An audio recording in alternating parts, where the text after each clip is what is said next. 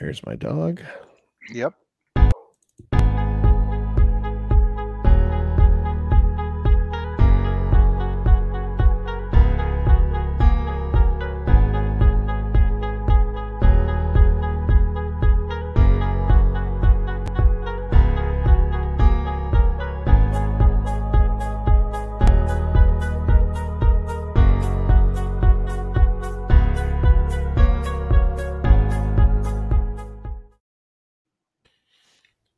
All right. It's us. It's the Fridays with the Pint Gang. We have over this way. See, I've learned it finally after weeks. I know if I point the other way, I point to Larry. And that's Scary Larry Dwyer over there. Look at that. That's not what I expected. See? Scary Larry Dwyer, of course. And then if I point up, no, I guess if I point down, it just goes to Stu. Robert Stewart. And this is the 8th time, folks. This is the 8th time. I was also StreamYard, the lovely setup that we have here. We had a little bit of a tech issue, so if I start to get wonky, we apologize. But either way, we'll keep talking. So yeah, this is the Jason actually took Manhattan before this movie. Part 8 was just him giving it back. Yes, we're gonna talk all about Jason taking Manhattan, Vancouver in a few minutes. But StreamYard tells me what I should do on these type of things. And it says, first of all, I should not only welcome our regular viewers and listeners and all that stuff, but also people that might watch the rewatch. Thanks for tuning in on YouTube. Yeah, you never think about that stuff. So yeah, no, I never think about that. We're not going to react to your comments, though, if you're rewatching. Yeah, if you're rewatching, it's not going to work because that's a whole space-time thing. Yeah. So, as always, before we get into it too far, a couple of websites that I want you guys, if you're already on your computer, probably go on your computer and then go up to your little tab and save it. First of all, why don't you go to horrornewsnetwork.net, where Larry writes all kinds of awesome articles. And one of my favorites every year is his year ender, which I'm looking forward to very much. He's been texting me some movies he's been checking out, some horror movies from 2020, likes and dislikes. He also texted me this morning, and I gotta say I really appreciated this. Maybe the most delicious looking breakfast I've seen possibly ever. And what was the actual name of that breakfast, Larry? It was a pastromlet. It was you don't like pastrami, Stu, do you? I don't know that I've ever had pastrami, to be honest. I don't know that I like the name pastrami. What if I told you it tastes like ho-hos? Yes. Then I'm on board. Pastrami is like a meat-flavored Twinkie still. What's going on, Holly, Eric, and Chris? It's great to see you guys. I think the name sounds too close to bologna. Bologna? Well, pastrami. He sends me a picture of this delicious omelet, and then he says pastrami omelet, and then he goes right down to the bottom with pastromlet. Yeah. So yeah, I was like, why did I even type out pastrami omelet? Pastromlet sounds much better. I'm just got a food truck, a pastromlet food truck. My wife wants to know what Larry's going to bring us for dinner this week. If I have my choice, it will be a pastromlet because it looked rather good. So that's where you go, horrornewsnetwork.net, of course. And if you're also in the mood for more Larry goodness, go to ConnecticutCultClassics.com. You can check out any of his podcasts besides Pint of Comics and Pint of Comics, his adventures in different podcasts, more mobile horror companion, folks like that. And you can check out all different articles he's written that have been stored there, and you can look at pictures of past Saturday night features that haven't happened in a while, and you can relive those memories of those wonderful nights. And it's almost been a year. Holy shit! Matter of fact, I think I sent you a picture, Larry. Yesterday was 3 years from one of your Christmas ones. It popped up in my memories and Instagram. I sent it over to you, and yeah, I think that might have been when you showed Black Christmas, because that was the first time I ever saw that movie. Yeah, Jill Gevorgisian, who directed The Stylist, sent me a message the other night, because if you remember the short of The Stylist, we showed it that night. And she actually just released the full-length version of The Stylist a couple months ago. Oh, really? Yeah, it's fantastic. Eric says, Night of the Creeps is one of my favorite live movie experiences. Me too, Eric. And that was the last one. That was it. When people ask people the question, I mean, I said this before here on the podcast. You know, what was the last movie you saw in the theaters in 2021? I only saw one movie in the theaters in 2021 in a actual like first run. I saw the last Star Wars Rise of whatever the fuck that was. But the last movie I saw in theaters was Reanimator, which was the night of Night of the Creeps. So a 20 or 35-year-old movie was the last movie I saw in a theater. Yep. All right. So the guy below me here, Mr. Robert Stewart, is you got to find him here. Let me find it for you. Go bookmark SWO Productions, and Rob does all different kinds of awesome pop culture articles, and give him the whole spiel, Rob. I don't know. I feel like my next article is going to be about what happened to my hairline. Not like this at all. No, I wrote that story 30 years ago. I know, me too. Me too. I don't wear the hat all the time because it's stylish. Yeah. So no, I do a lot of, I and my buddies, we do a lot of wrestling articles, comic book articles, movie articles. We have a bunch of different series going on right now where we're rating wrestlers throughout history. And then my partner Jab is doing a huge in-depth look into Image Comics, like character at a time, creator at a time. And then, yeah, I just do whatever strikes me at the moment. You're the boss, so you can do whatever you want. And if you ever do go to SWO Productions, don't get mad at me for sending you there when you read like Stu's favorite candies list and he puts fucking ho-hos in it. Ho-ho is a candy. Ho-ho is okay. It's a sugary treat that you can eat more than one of at a time. Everybody on the comments right now, everybody in the comments right now, tell me if ho-hos are a candy or a snack cake, which is not a candy. It's a snack cake. No, all snack cakes are candy. Not all candy is snack cakes. Stu, by the way, Stu is from diagram. By the way, Stu is from Pittsburgh, so if you need to understand what's going on, not a candy from Holly. So we already have one. Not a candy. Eric, not a candy. If anybody else is in the not a candy camp, please hit us with not a candy. And one of the other things Stu does that I love, and I haven't seen anything in a while, is Pop-Tart Quest, where he goes through. Those are coming. Yeah, we're gonna restart. What? Eve has never had a ho-ho? You probably have had a ho-ho. You just thought it was. What are the other ones? They're almost all the same. Like or something. No, Swiss cake roll is the other thing, and those taste nothing like a ho-ho. Swiss cake rolls are garbage. Yodel. Isn't a yodel basically a ho-ho? Is a ho-ho the hockey puck shaped one or the long? No, the ho-ho is the long one with the little curly Q inside. Ding dong.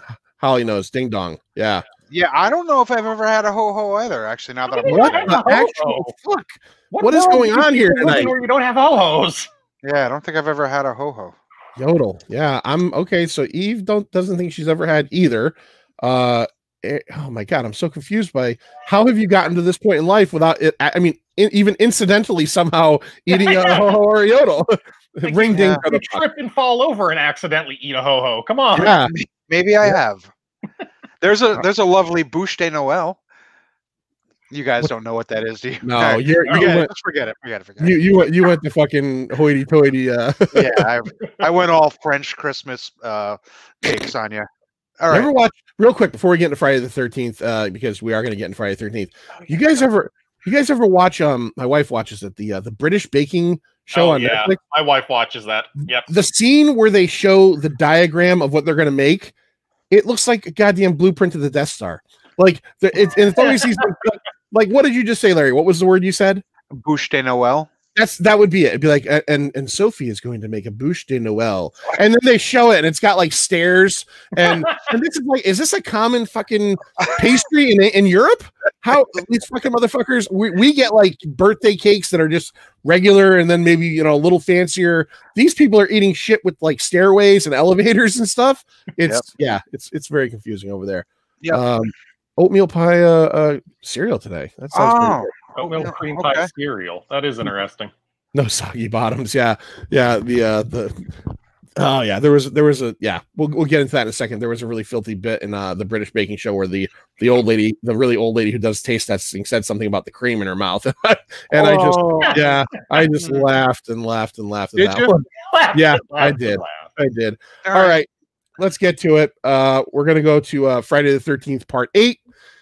We've done this 8 times. My Lord, it seems like just yesterday that we started, and I was thinking about it today and like how it's devolved into the 2-hour comedy group. And I thought about the first episode, and even though we had a fun time on the first episode and the second episode, they were kind of almost like serious conversations about movies.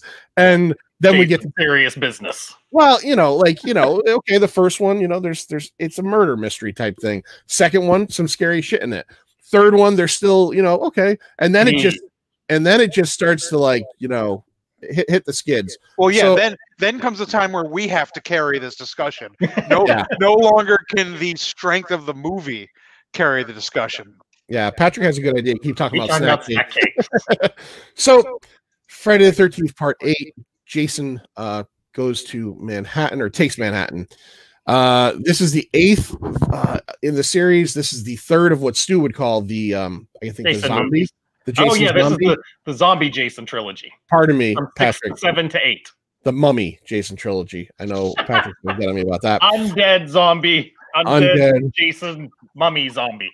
Yeah. So, okay. So, anyways, this 1989. This came out on July 28th of 1989. So it's a year after the Telekinetic Girl and Weekend at Bernie's, that film.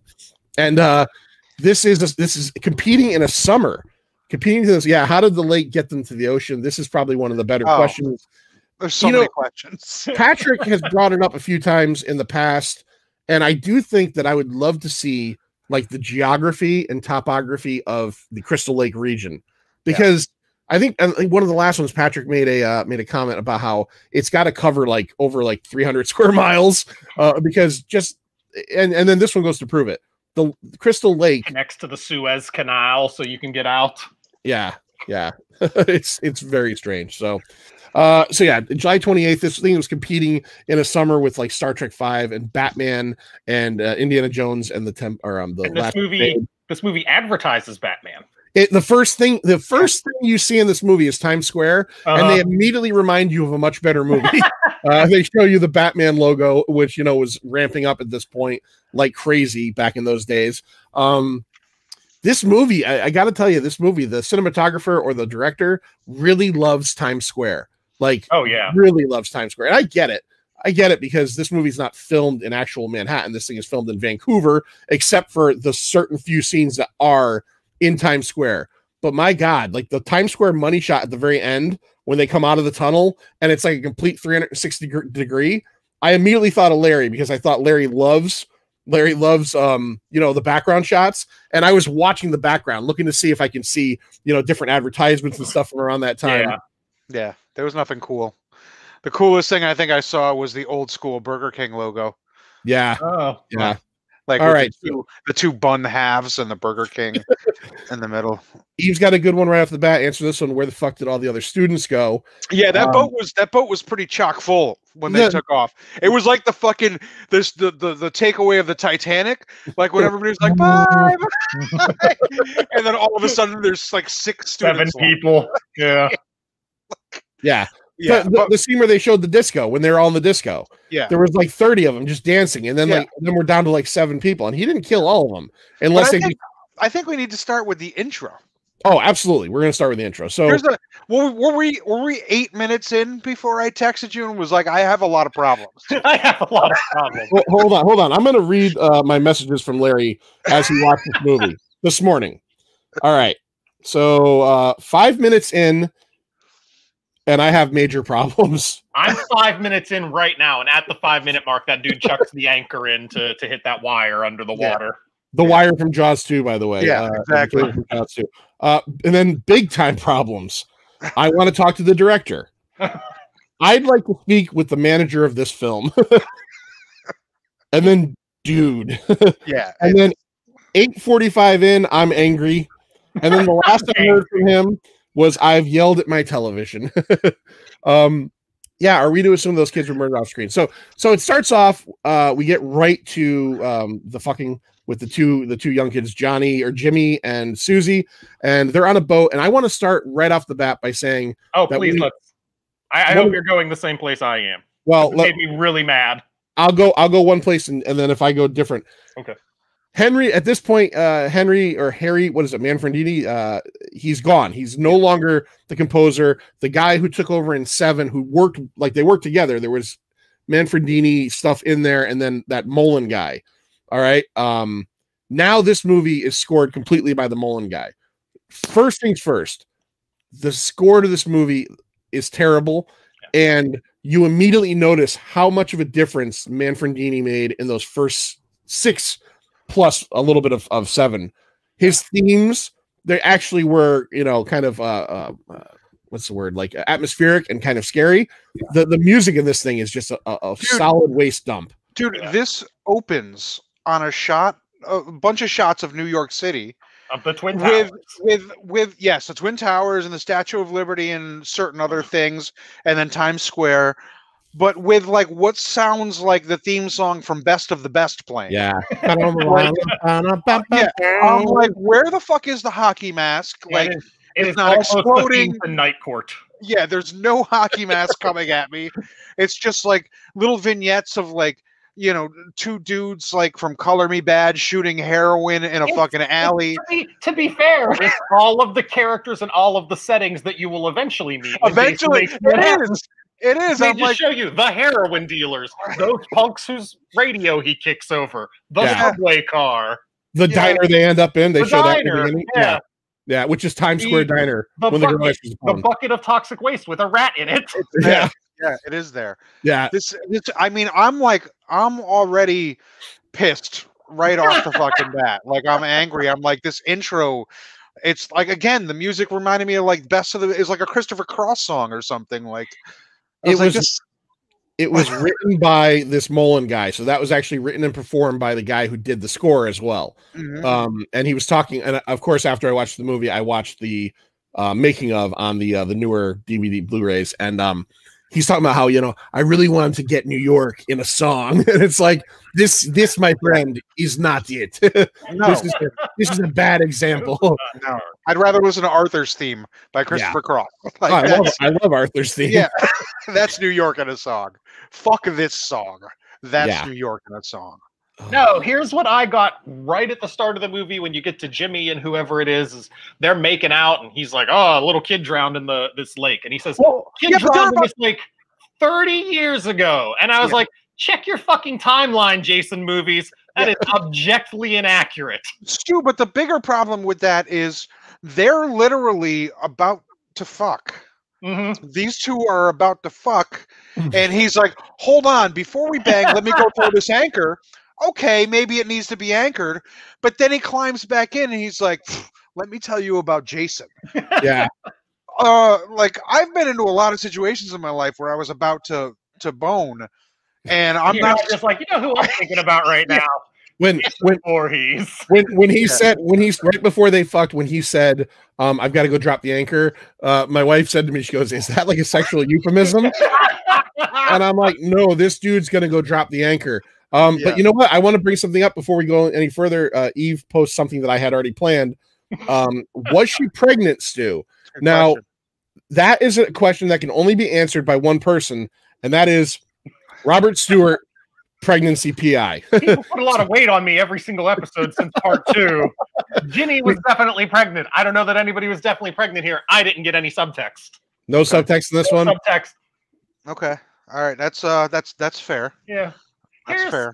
Here's another thing I'm watching right at the beginning here, doing my rewatch as we air. And historically, through the Jason movies, Jason has been a crack shot.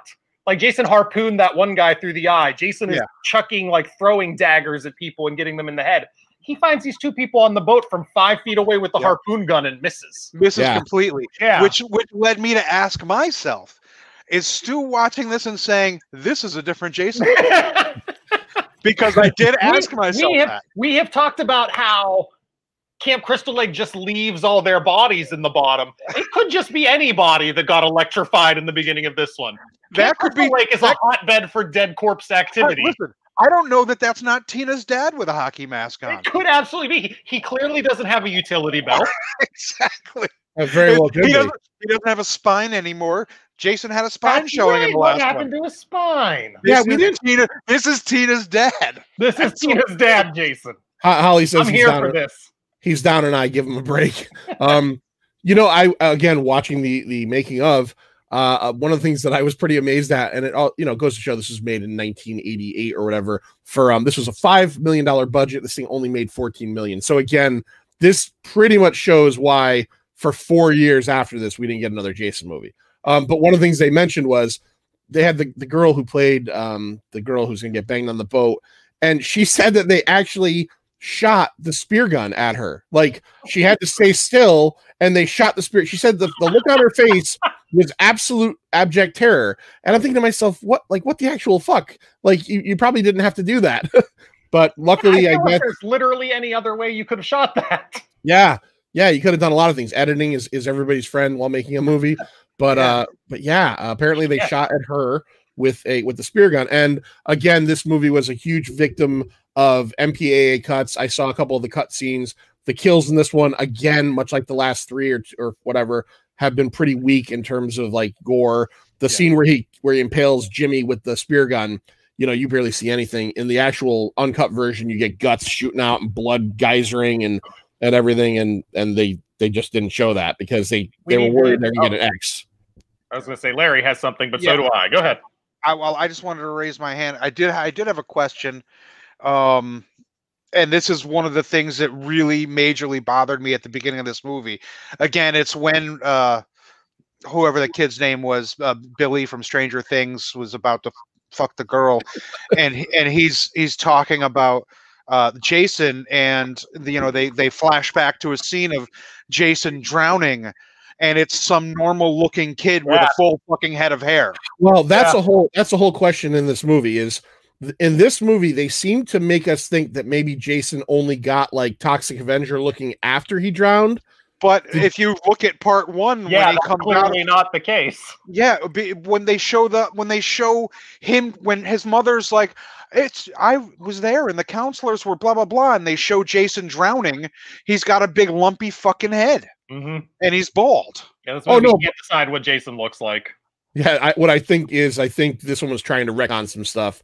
He picked one up at the Eastern Hockey League. That's where he got his mask. That's my second comment that I took down to this whole movie is like, that's where Jason, because I was wondering that too, is like, how does Jason immediately get a mask in this one? It's because that douchebag on the boat has one. He's got a studio quality. Yeah, he has an exact replica of Jason's mask down to the axe slice from part 3 that's been there throughout. Yeah, he must have found it at the bottom of the lake. Maybe one time he pulled up the anchor and the wire was there along with that mask. Well, no, Jason lost it before he went into the water in 7. What's her face like telekinetically broke? He exploded. That's right. Yeah, so the mask was dead. She shrunk it on his head and he got all fucking gooey. You guys don't seem as bothered about the kid not looking like Jason. Like it could have been like, that's not Jason. They're showing every time they flash back to that kid, it's not fucking Jason. I'm like, you're showing me like my friend Robbie from 3rd grade. That's what I've been on about for 8 movies. But as the movie goes on, he becomes more and more Jason looking as he gets a droopy eye at one point. That's all. He gets covered in slime. He gets the weird head. It all happens. But he still has hair. I don't know. I don't like it. He didn't have his hair by the end. You sure? He gets the full egghead look. I was so angry at the end. By the end, I don't know. I'm not even positive anymore. I'm not even positive I finished this movie. I don't blame you. I don't blame you actually. So in the visions the girl has, Jason is definitely fucked up looking. Yeah, he gets progressively more fucked up. Sometimes, but not every time. Sometimes he looks like a regular, like Larry's friend Robbie from 3rd grade. And sometimes he's got the eye here and the other eye here. Yeah. There's the one scene where he shows up in like her room and he's just doing this, and I'm like, come on. That's the best you guys got. That's what I'm saying. I feel like Trump, and I feel like what they did. It's a shame Trump doesn't cameo in this movie. He's in Home Alone 2. They couldn't have put him in here. Could have had Jason split him right down the middle. All right. So I don't know. As the last note to Larry's point about the Jason kid who's completely normal looking, to be fair, how you feel about normal looking Jason is how I feel about that asshole saying he drowned 30 years ago. Okay. Yeah. No, that makes perfect sense. Like, that was another thing. Like, I'm always like trying to figure out the timeline. Is this like 10 years later too? Are we in like 2160 by now? Yeah, I'm not positive. Like, I don't know. If you listen to that kid, it's 1989, and that makes 0 sense given Tommy's age. Yeah, Batman's coming out in like a month. So I did want to point out too, just for anybody while we're settling in and everybody's enjoying the show, I did want to put one rule up for tonight's show, and that's if this is your favorite Friday, get the fuck out. No, just kidding, stay. Because I can't imagine, like, we had the people that argued 6, right? Like Stu loves 6, and everybody was like, seven is good. No, this is one of my big problems here. Is like, in the wake of how good I thought 6 and 7 was, this movie's most cardinal sin is it's boring. Yeah. See, like, it was tough to pay attention to, and like that shouldn't be the case for a horror slasher. Yeah. We'll get to it when we get to the ratings, but we got some interesting conversation there. So we get through this whole bit where these 2 kids are murdered, and we know Jason's back. He gets electrocuted. He's under a pallet. Why was he under a pallet? Like, I don't know. I think that wasn't that. I thought that was dock? like a dock, like part of the maybe. Dock. Right. Yeah. I also thought it was a pallet, but yeah, no, that's. Yeah, maybe they couldn't. Maybe they used a pallet. I don't know. It looked like a pallet. I deal with pallets, and it looked like a pallet. I deal with pallets. I'm something of a pallet expert myself. I'm something of a expert in pallets and other. So we end up getting to the what this movie is about. The kids from Crystal Lake High are going to be going on a graduation cruise on the lovely SS Lazarus. Okay, this is a luxurious ship. It has, here's some stuff this boat has on it: a power room where you could really rock out with your guitar. Yeah. Okay. It has a basement. It had a restaurant, because as we know, there isn't a restaurant anymore in a very weird line later in the movie. It has a basement somehow in a boat. It has a lot of portholes. I know boats have portholes. This one has a lot of very many. A lot of portholes for Jason to look in and headbutt through. And yes, Holly, I do get it. Lazarus, he's risen from the Jason's risen from the murky depths yet again. You know what this boat doesn't have? It doesn't have a lot of crew. 2 guys. Well, it's got Crazy Ralph's descendants. Yeah, because when you go into the kitchen, you see that there's a lot of cooked food. Don't know who prepared it. Right. I'm like, somebody's working. Don't see any of these people though. Don't see any of them. Maybe the captain had his son do it. Maybe he was really mad that his son didn't toot that horn. Like, he seemed so earnest at the beginning. Son, he's like, I'm so excited for you to be. Here's the thing. Make your call. Yeah, do it. Does something wrong? He's like, what the fuck is your fucking problem? God damn it! You didn't toot the fucking horn.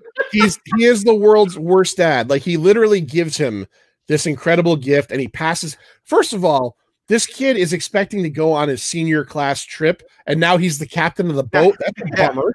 Yeah. You know, it's like, oh man, I'm going to be on this trip. We're going to have some fun. I'm going to maybe get with my girl. And it's like, all of a sudden it's like, oh, why aren't you having any fun, Jimmy? It's like, my dad made me the captain. I have to pay attention to the international longitude. Yeah.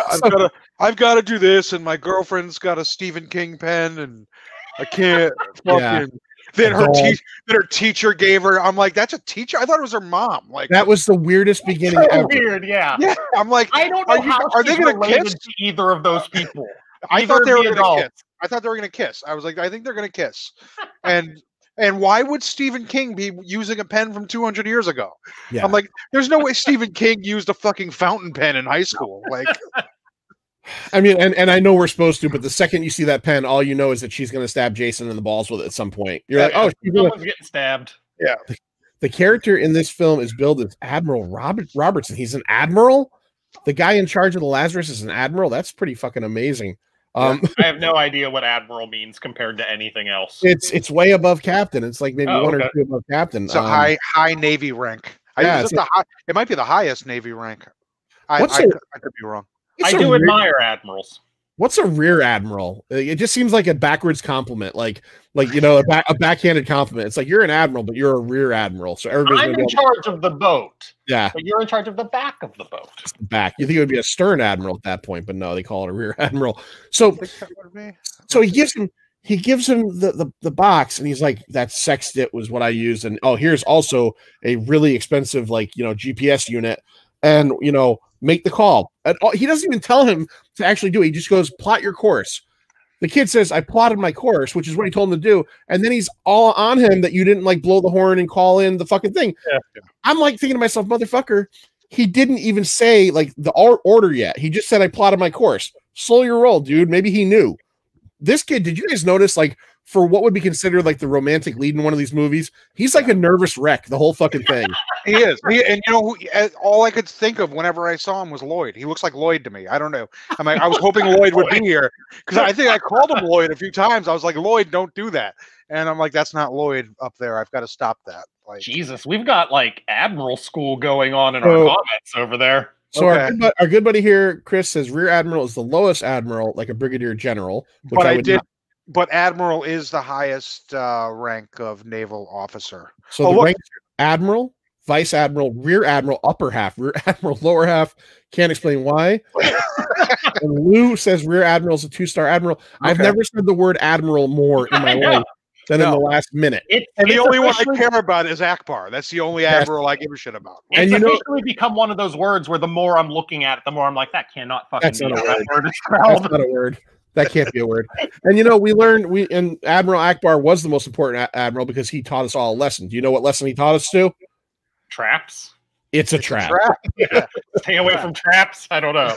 Yeah. Just that it's a trap. I've seen enough of a Star Wars to know that. Yeah, I know you're not a Star Wars guy. All right, so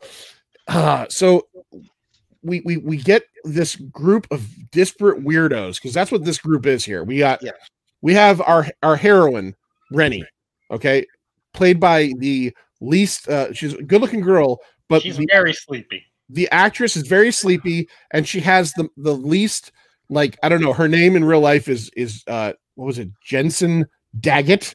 It sounds like a Star Wars character. It's totally fake. She is hanging out with what you think is her mother, but it's actually her teacher, which is really weird. Yeah. I also wanted to point off, in this movie, they want you to know that everything has to be nautical by telling you that everything has a nautical theme. So when the first two teenagers are on the boat and they're about to bone down, all of the curtains are nautical themed with anchors and everything. Her teacher is wearing a sweater with anchors all across it. So it's almost like someone told them, hey, Jensen Daggett does sound like an X-Wing pilot. Absolutely. So you got her, very sleepy. All right. Very good looking girl, except for the fact that she wears her pants up to the bottom of her titty. Yeah, about right here, about where this line is on my shirt. Her pants, literally, her pants, almost the top half of her pants look like the old WCW gold belt. Remember that Ric Flair had? Remember that thing covered like his gold belt? It covered his nipples and went down to his crotch. Yeah. So then we got Lloyd, her sleepy boyfriend Lloyd. Yep. All right, another one, nervous Lloyd. Yep. Admiral, the admiral there. Okay, we've got his. You don't even know his guy there, the captain or whatever. Then we get, and I want to bring this up here. Let me see if I can find it. We get Wayne, the videographer. Let's talk about Wayne's hair. I don't want. He has some rad ass hair. What is going on with Wayne's hair? First of all, it's better than mine. I'll take it. Does he want to trade? Did you feel like they were trying to force a fake Crispin Glover character onto you? Because that's how I felt. Yeah, I was like, is this their attempt to figure out how to recreate that Crispin Glover magic? It didn't work. No, it did not work. And I also noticed that they tried to give him a character trait. If you notice throughout the movie, he refers to himself as Wayne. So like after he blows it with the hot girl, he says, "Smooth move, Wayne." And then when he gets blasted in the head with the steam and loses his glasses, he goes, "Yeah, you got a real problem, Wayne." It's like, okay, so fuck this guy. Wrong. Yeah, he's like, can you smell what Wayne is cooking? Wayne says it's time to fill. So we get Wayne, and then we get the he's never been defeated in a boxing match inside of a boat. Julius. All right, Julius is inside of a boat when boxing in a 6x6 square. Yeah. Yeah, like, one of the features I didn't fights. Everyone's just standing around them, like, and they're just fighting. There's no room for defense here because you can't move outside this tiny square that you're fighting on. You're fighting up against a pole that holds up the fucking structural integrity of the boat. One of the things I was going to mention was this boat. One of the features it has is a fight club built in. So Julius, he's undefeated. Julius is sparring partner who we don't ever get to see even his face. Really, he goes so early. I'm trying to think of who else we have. Charles. We got to talk about Charles, right?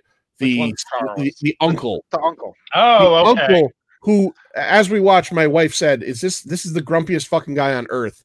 Everything in this movie makes him mad and was a fucking problem. What does Patrick say here? Julius training for his King of the Raft title bout against Oxblood Oxheart from the Popeye movie. Yeah. Oh, sweet haven. I have not seen the Popeye movie in many years, but I Charles, I remember not fucking knowing who this guy was when I first watched it, but watching it today, I was like, holy shit, this is Chrissy Snow's father from Three's Company. He's Reverend Snow. He looked to me like one of those actors that I've seen in a million things, but I couldn't pull out of anything. I thought the same thing. I was like, this is one of those guys that it's like, oh, it's that guy. Yeah, it's but I have no idea what else he might have actually been in. Yeah, if there was a drinking game for this movie, every time he tells someone to get away from Jensen Daggett, you would be so drunk. Get away from her. Get your hands off of her. Get away from her. You would be staggering trying to get home after this one. I like how quickly he goes from, oh my God, son, your father was just killed. Are you okay? To, can you fucking get us to land? What is your problem? I hate you. Well, that's where I took my name. His quote was, he's trying to get the coordinates into the thing and he can't do it. And the teacher woman is like, give him some time. And he goes, he's the son of a captain, for Christ's sake. It doesn't matter what you're the son of. I don't know if that means you could automatically do what your dad did. Yeah, my dad was an engineer. I can barely add fucking two fucking numbers together. Yeah, my stepdad that I spent my life with was a tennis instructor, and I am the worst tennis player you'll ever see. So his theory doesn't really hold up. It doesn't hold water, as this movie does not either. Yeah. So we've talked about. We've got other people though, right? Did you mention the two drug girls, the coke, the snotty whore? Yeah, the coke whore and Lady Deathstrike from X-Men. Lady Deathstrike, it was. Kelly Yu. Yeah, she was doing a lot of things. She was Lady Deathstrike. She is also on the Orville now. She's she's an admiral on that, I think. But yeah. Oh shit! Look at that. So you get her. She's like a young star. Yeah. You briefly get the hot maintenance man who only has 2 scenes where he doesn't talk. One of them is where he just smiles at the 2 girls. The other one's where he gets shot by the guy with no glasses on. I don't think there's any other kids. There are other kids, but as you mentioned before, much like they just vanish. Part 2, they do a good job of letting you know why they don't all get killed. They leave. They leave and go to a bar. The movie's like, oh shit, we introduced too many characters for our killer. Just send them off. Let's get them out of here. But they could have had these guys like all fall overboard or something. Just something. Anything. Like literally anything. Can you? Eric wants to know who are you looking for, Eric? Yeah, who are you looking for? Type it out. We'll tell you. But yeah, if you're thinking about Kelly Hu, the Asian girl, she was in X-Men 2. The what was that called? What was the title of that, Sue? I don't know. 2 X-Men United. X-Men United. She was Lady Deathstrike. She has a. I legitimately didn't know that until just now. Okay. Yeah. Yep. Oh, how could we forget? JJ, the Guitar Hero, who plays air guitar with a real guitar. Oh, she was and I like you do. Awful. Just it was. I was like, shit. Like there's parts like her hands not even moving. I'm like, this is just grossly awful. I think even within the context of the movie, though, she wasn't actually supposed to be playing. She was just like na-na-naing along to a tape. Oh, no. She was playing. Oh, was she? The tape was supposed to be the backing tape. Oh, I thought she was just air guitaring along to a tape. Nope. She was also scantily clad in the Scorpion King. I do remember that because that might be the only thing I remember about the Scorpion King. Good to know. Okay. It is not a good film. It was. Oh, I get it. It was a shitty Kelly Yu joke. All right. Well played. Yeah. This is the crew we got. And we've been talking about this every episode. Man, they kind of get weaker and weaker as these movies go along. You know, we went from Paul, Paul. We go from Paul. And then you got in part 1 Steve with the mustache and no shirt. Bandana around his neck. You've got some real interesting characters there. The wheelchair kid who's magically makes the girl want to sit on his face with like no effort whatsoever. Yep. You actually treated like a great human being. Right. You actually feel a little bit bad when some of these people die. And by this point, 8 years later, you're just like, fucking please kill them in the worst way possible. Yeah. And maybe that's better for these movies. Maybe that's what they should have done from the beginning. But yeah, like we have literally gotten to the point now. And I think this is kind of the last one too. I don't really remember the next one. And I know Larry hasn't seen it. I don't think there really are teenage victims in the next one. I think the next one is mostly like the next one takes place all over the place, so it's not like here's the cast and they're don't spoil for Larry. I don't want to be spoiled. Correctly, Part 9 moves around a lot. Like it doesn't just take place in pretty much one location. Okay, that's what I thought. Interesting. So I had another question, just regarding a part in the movie.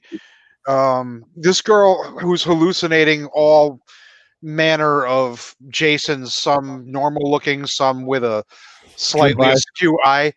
Did anybody pick up the part where she's having one of these hallucinations and the dog sees it? Yeah, the dog sees it. Like, yeah, she sees one out of one of the many portholes, and the dog's like, "Oh shit!" It was the porthole one. That's right. Like, I'm like, hold on. So she's having visions, and the dog is seeing it. Like, the dog not only sees it, the dog runs out of the room like the dog in part 4 ran out of the window. You remember the dog that ran out of the window? We never heard from again. I do. That dog, as soon as it saw the vision of Jason, it fucking took the fuck off. And then she doesn't even get reconnected with that dog again until the lifeboat, and then again till the end. Right. The dog disappeared after the lifeboat and then showed up at the in the middle of Times Square. Dog's like, hey. In a movie about a reanimated mummy who has lived like 50 years and just machetes everybody, the least realistic part of any of these movies is that this girl instantly finds her dog in the middle of New York. In New York City, yeah. Yeah. Where you've got to assume the dog's never been before. Yeah. Right? Well, you don't know. That dog might get around, you know? He might be out in the town. Another big problem I had with this movie, and we're just jumping all over the place because I have so many problems with this movie, is it just me or does Jason like teleport? Oh, yeah. No, Jason is straight up magical in this one. Constantly, like he's up on the 3rd floor and somebody sees him in a window and then he turns around and just fucking right there. Yeah. I'm like, I don't understand. Like the girl in the dance club, like she looks at Jason and then she turns to go out another door and Jason's there all of a sudden. And then she's doing a 360 and he's not anywhere. Yeah, well, Jason is straight up magic in this one. I don't understand. I don't know what character it is, but at the end, when they're, the last 15 minutes, when they're actually in fucking Manhattan, false advertising. But the last 15 minutes when they're in Manhattan, one of the characters runs into a building. Charles runs away from Jason into a building upstairs and then gets thrown out the fucking window. Yeah. He gets thrown. Jason throws him out like the 3rd fucking floor and is basically there to catch him. Like the guy, he throws him out the fucking window, and then he like lands at Jason's feet. I'm like, I don't understand. Like, like none of this. He's like Nightcrawler in X-Men. I don't understand when he became Nightcrawler. I like Eric. Eric makes a point. He teleports, yet he had to climb the anchor chain to get on the boat, which is a great scene, just for the sheer visual of like Jason. Like, yeah, I wish the chain had knots in it for his feet. And there's another good scene where I think you see the hallway inside the boat and somebody walks past a door and then like Jason comes and goes out the door, like looking out. It's like, all right, movie, I'm here for Jason just peeking around doors. Who was the Asian girl's friend, the whore, the one that was trying to fuck Charles? The blonde. In real life, you mean? Or no. What's her name in the movie? Oh, I don't know. Oh, I don't know. Her. Yeah, okay. Her. See that, but that's what we're talking about, right? Like we don't even know who any of these people are. Like, and she was one of kind of the main characers for a while. Oh yeah, no, she was no idea. She was doing coke off a mirror. She was off the boat. She you know what bothered me about that scene? So she's got the coke, and then fucking Renesmee. What the fuck is this girl's name? The lead character, Renee, like Gambit, whatever. She comes in and she goes, "You want a hit?"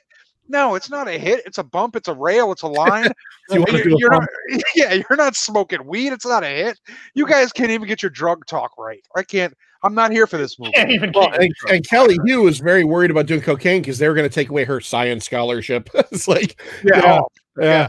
I love how she's like, she's not even like, she's so unspecific about it. It's like, it's not like, I don't want to ruin my chemistry here. It's like my science scholarship. Yeah. Don't fucking whatever. I can't even talk. I'm so mad at this movie. Patrick, the one who tried to seduce the uncle with her seductive slim goodbye routine. Yeah. Here's her heart. Yeah. Here's her ribs. Yeah. Titties. Yeah. Did you notice how dirty her feet were? Because that bothered the shit out of me. I did see that. Oh yeah. When they get into bed, I'm like, her feet are filthy. Get her out of the bed. She's gonna soil the sheets. Her death scene, I had to actually point it out to my wife, made me laugh pretty hard because she, takes the shower and then he attacks her in the bathroom. But like I was telling my wife, how to put this, a naked woman's body is such a fantastic thing. Yeah. But then when it's getting thrown headfirst into a mirror, it just takes all the sexuality out of it. When she's like naked and barreling headfirst into a mirror, there's something so weird about that whole vision. And yeah, that was another when I watched the making of, that was another death scene that got cut down very hard. Was so he smashes her, and then he takes the mirror, the glass, and he's gonna kill her. There's a deleted scene where Kelly Hu or Hugh or Lady Deathstrike comes into the room and finds her dead, and she's got like a bunch of shards of glass hanging out of her. But again, the director said that that the MPAA told them you can't do that. That would have been cooler. It would have been way cooler. We have a Lady Deathstrike and Nightcrawler, two X-Men in this film so far. So what the fuck was Lady Deathstrike wearing? Because that bothered me too. Her suspenders were on the front and in the shape of what? An X. An X, yeah. And she like some sort of a like baggy yellow short with black leggings. Like yeah. It was kind of tragic. I don't know what was the worst look on a good-looking girl, the Kelly Hu and that weird thing with the suspenders, or the lead girl with the pants up to her chin. Yeah, Renee or whatever her name. Rennie was literally jeans with a fucking head sticking out of them.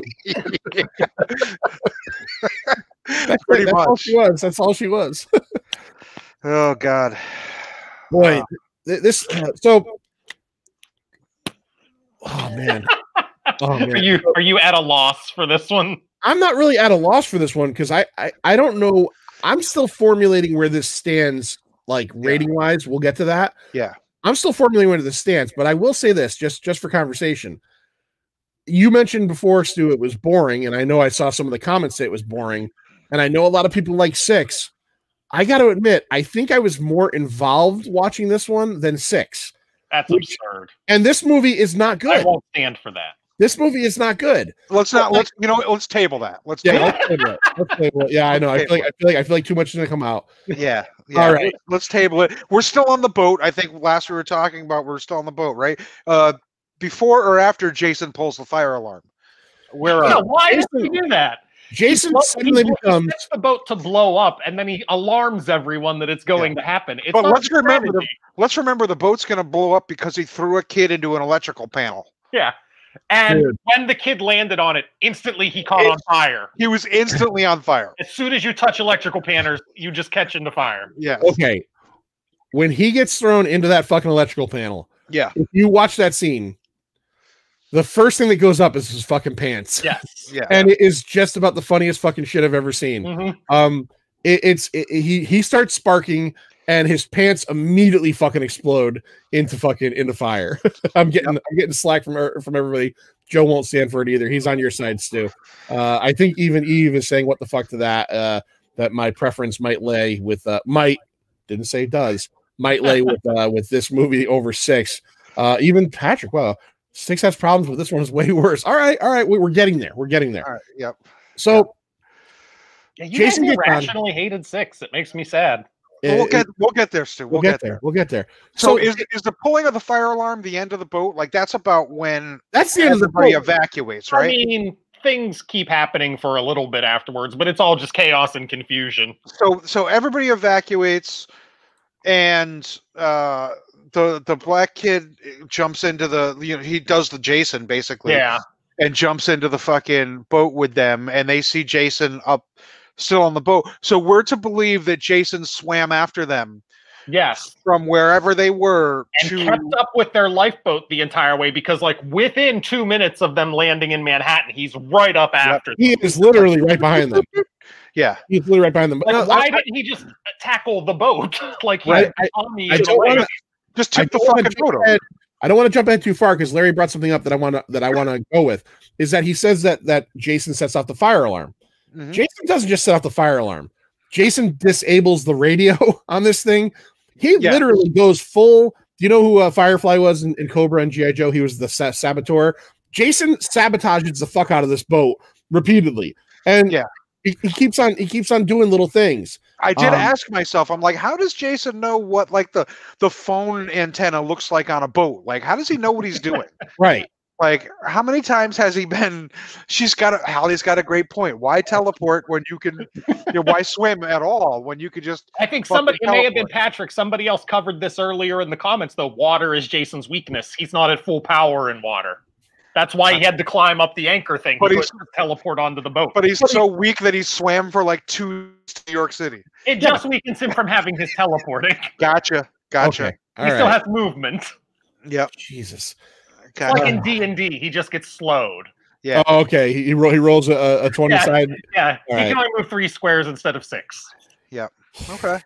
All right. So while we're on the boat, let's talk about some of the deaths we get on the boat before we get off the boat. The Admiral gets his throat slit by the blunt edge of the machete. Yeah. And not only the blunt edge of the machete, but it also barely touches him either. It's like this far away from his neck and the back of it. I'm like, wow, that's Jason is very strong. Very strong. Ever since part 6, he is incredibly powerful. So let's talk about the sauna. The sauna. So another scene of somebody just erupting into flames in a situation where I don't think it was called for. I don't think it works like that. Your insides are not flammable. Not just flammable, but I don't know if that rock would just puncture through your stomach like that.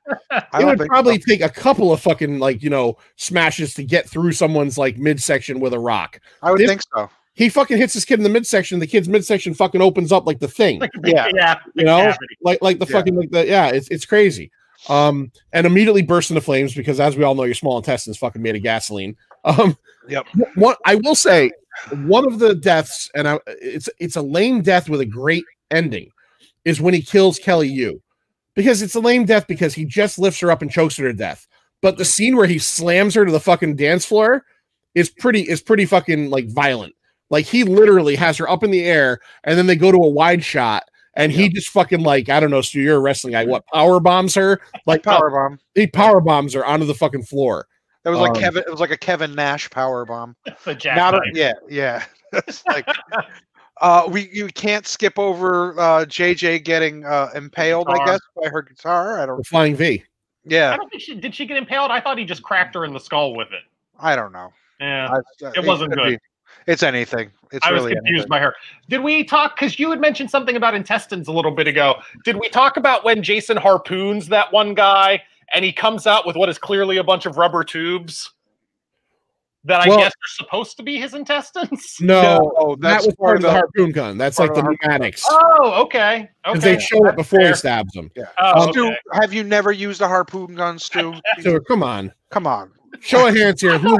Who in our audience does not use a harpoon gun? That is a lot better, because I thought that was the worst special effects for intestines that I've ever seen. So that would have been bad. Yeah, I'm much happier if that's what it was. How did he kill the captain's mate or worker or his Gilligan? How did he kill that guy? I don't remember. I don't know that you see it. I think you just see him attack him. He attacked, then the captain comes, or the admiral comes back, and you see his body. I don't know if you see how he dies. Okay. You get the other guy, the young kid who is Nervous Lloyd's friend, who was holding the box for him earlier. He kind of looked like a young Owen Wilson. Yeah. He climbs up the crow's nest to escape Jason. And Jason's there. And Jason's already up the crow's nest behind the kid. He's already all the way up it. He looks down. Jason is on the ground. Then he looks back up, and instantly Jason grabs him and throws him. Yeah. Yeah, for a second, I was like, did he like Mr. Fantastic reach up to him? Yeah. I have like I said, I've said it several times. I have a lot of problems with this with this film. Larry, I really do. Let's go back to the Wayback Machine for a minute. Okay. 1989. Yep. We've already established the fact that you were kind of like never a real big fan of these movies past a certain point. Yep. Four. But in 1989, you're probably 16, 17 years old. Yep. Probably going to like Fango cons and stuff like that. I was. Did you see this in the theaters? This was the last one I saw in the theater. This was the last one. Yeah. I saw it with my cousin Dave and my friend Billy, whose last name I won't say, because we didn't get to see the end of the movie because Billy decided that it sucked, so he lit the seat in front of him on fire. Okay. And we all had to leave. So, but I can tell you that the theater was pretty packed for a movie that didn't. Was there somebody sitting in the seat that was on fire? I think it might have been. I think there might have been. Yeah, Billy was a little crazy. But yeah, this is the last one I saw in the theater. And I remember not. I was about to say I remember not enjoying it, but that's not true. I was probably high. I don't really. I remember being there, and I remember Billy lighting the seat on fire. But I don't remember being overjoyed about this film. And I've seen. This might be the first time I've watched it front to back. Maybe even ever. This is one I think I've just seen piecemeal over the years. I never sat down and was like, "Ooh, fucking yeah, let's watch Jason Takes Manhattan." This might have been the first watch for me all the way through. Like I said, I've seen all of it before, but I don't think ever in one sitting have I seen all of it until today. This is my second watch this year. Early in the year, way before this was ever even with your life. Well, early in this year, as I've kind of talked to Stu about, I've watched 200 movies this year. I'm over 200 for the year, which is well beyond anything I've ever done before. COVID and just all that stuff. And earlier in the year, I just said, I'm going to watch a bunch of I watched them in no order whatsoever. I watched this one, that one, whatever. And I had not seen this one in many years. So I watched it, on the old DVD set I had. And then, pardon me, this came around. Yep. And I said, okay. Because as a matter of fact, when I threw it in, my wife said, didn't you just, I'm like, yeah, don't remind me. Don't remind me. Around April or so, I already watched this fucking thing. There are great movies I have not seen twice in this year. And I've seen Friday the 13th part 8 twice. I think the Friday the 13th that I might like the least is the one I've watched twice this year, and that's part 4. Because I watched part 4 like way back at the beginning of COVID because it was the same thing. I needed a movie to watch, and I was like, I've seen part 4 in forever.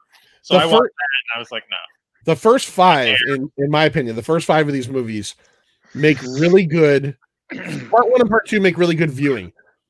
Part 1 through 5 make really good background, something to throw in material.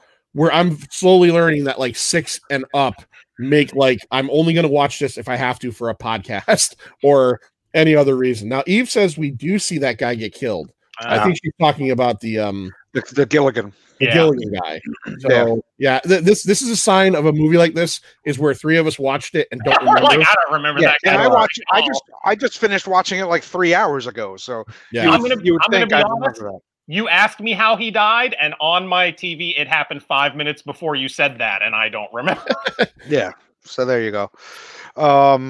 So I think we can get off the boat now, right? We can.